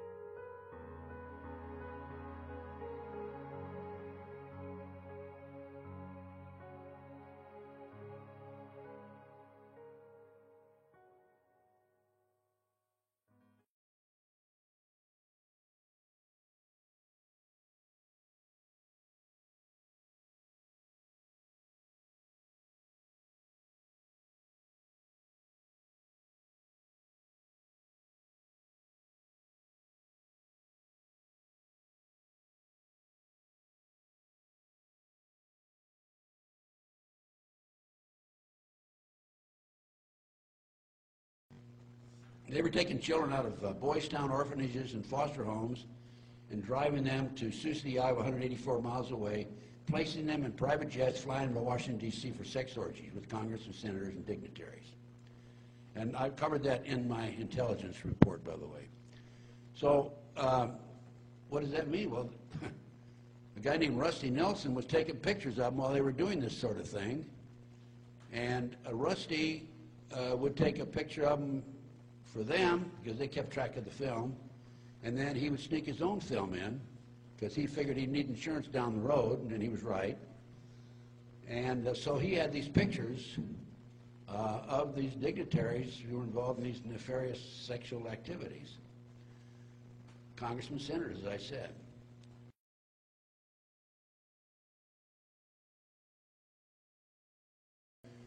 And that's how I learned about the Illuminati, the Illuminati, the Illuminati, the Illuminati. I mean, I'd heard about them, but I really knew about them after that. I learned about the 25 goals to take over the world.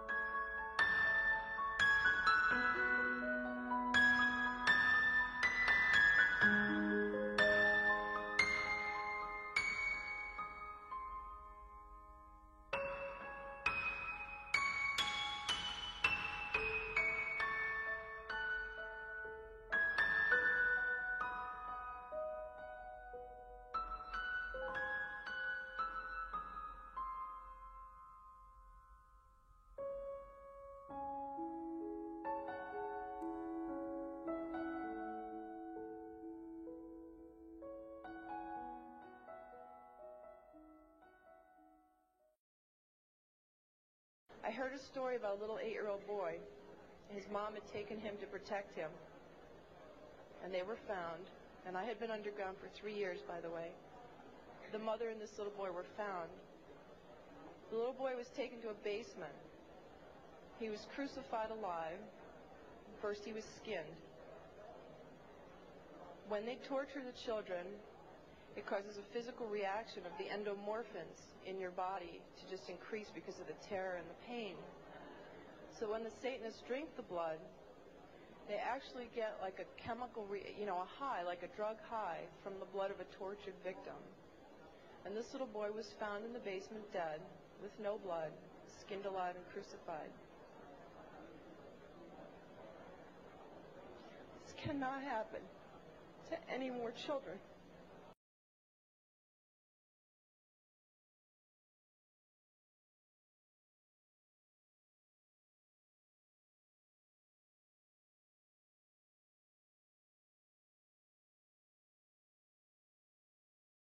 About this guy by name, and I don't think I bothered to formally introduce him. Isn't he a cutie? This is Edward Alexander Crowley, also known as Aleister Crowley. He styled himself the wickedest man in the world. He believed himself to be the great beast, and he changed his name to Aleister Crowley so it would add up in both English, Hebrew, and Greek Kabbalah as 666. Crowley taught that the way you could live forever was by vampirizing little children sexually. And he personally bragged of having slaughtered 150 male children in 1 year. This is why he was called the wickedest man in the world.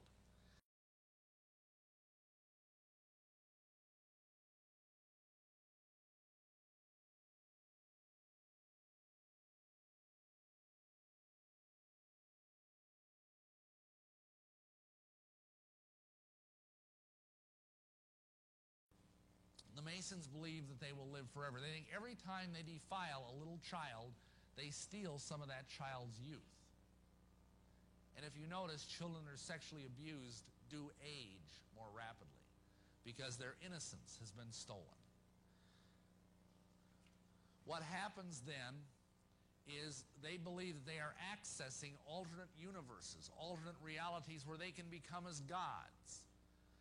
And I believe that this is why, because this man has been was doing these kind of rituals right up until his death in 1947, that we today have an epidemic of child abuse on our hands.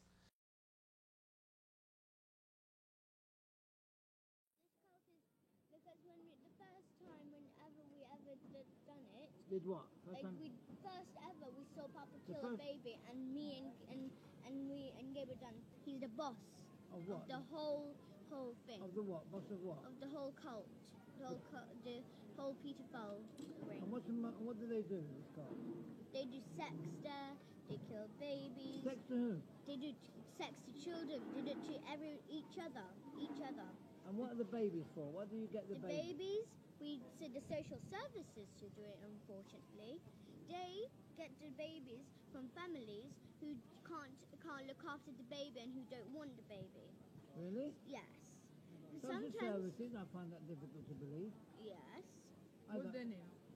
Richie. Richie who? Richie who? Richie, I don't know his surname, but it's Richie. His name. Ones who came to our house. He's your particular social. He's your social service. He's a worker that helps. Yes, and Ella, the other lady who first time.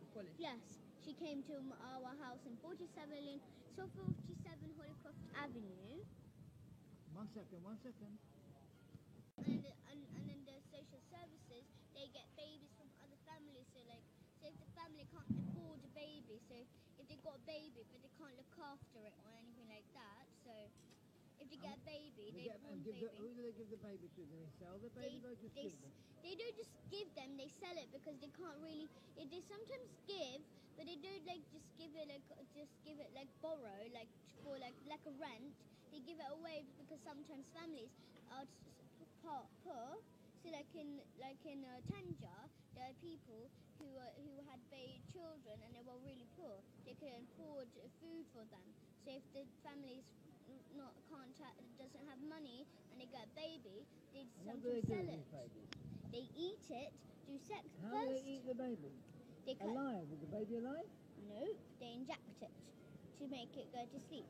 And then after, Papa tells us to hold the knife, and then he puts his big hand on. He pushes it into the neck, cuts it, and after, but when it's upside down, so it's like he goes like that. How do the babies become upside down? So you get a string, hang it up, and it's upside down when it's asleep. Hang the baby upside down. And Andy, police sources tell me this isn't the first time a sex party has taken place behind me. A claim that Freemasons I spoke to today deny. They say they do not stand for this. It's a secretive organization sitting right next door to the Battle Creek Police Department and the county courthouse. Thank you for calling the beautiful downtown Battle Creek Masonic Center. Renting our facility, please call Charlie at 269. We called Charlie and told him how police sources described to us an out-of-control sex party scene. Police sources told us the first officer to walk inside was shocked to find a couple performing a lewd sex act right in front of him, along with multiple nude women, drugs, and men videotaping it all behind these closed doors. Charlie told me Freemasons don't go on camera, and he didn't know about the multiple arrests that were made that night. He says those who paid $900 to rent this space told him it was going to be a dancing party. He heard a rumor that night there was some nudity, and when he went to the facility at about 1 in the morning to check the party out, he didn't see anything wrong. Sometime after that, police arrived. He says this is not what they stand for, and the organization has suspended all future rental parties. Some folks called the cops to report a fight sometime after 2 a.m. The cops were just across the way, so they went to check it out. Lo and behold, the first man on the scene found this. A raging, drug-fueled sex party. A couple was going at it, and other folks got it on camera, and there were drugs, 5 gals were on stage totally naked and dancing and stuff, then cops told them to stop that, and they did. Reports say that the temple didn't know what was happening and that the orgy was a part of a Masonic ritual, which is confusing. In either case, someone paid $900 to rent the space, but the temple has said no more parties from here.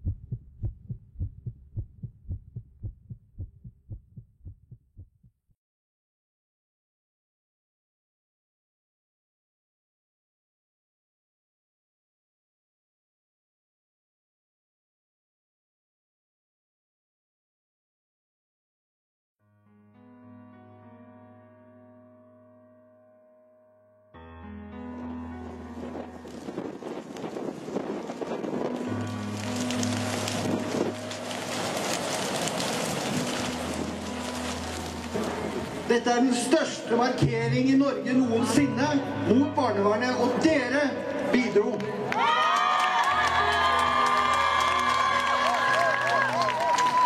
Som Mai sa, dette begynnelsen på slutten for det barnevernet vi har I dag. Vi trenger et annet barnevern.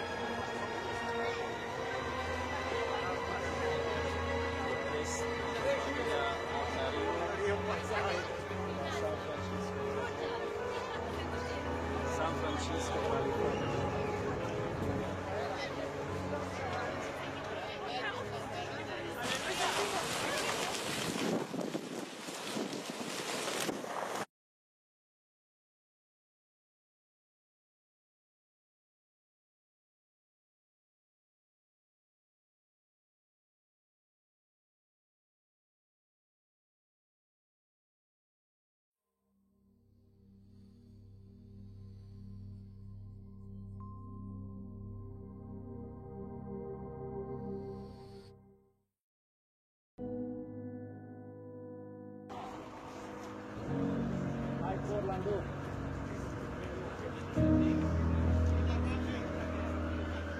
Gabi.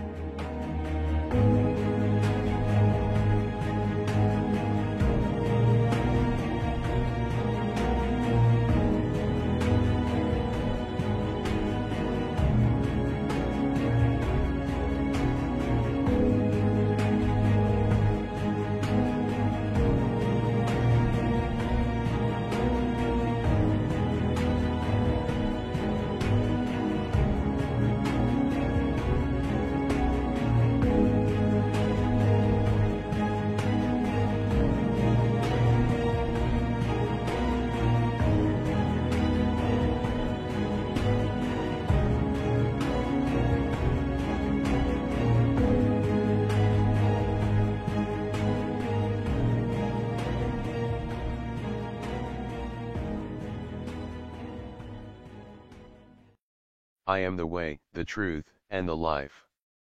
No man cometh unto the Father but by me.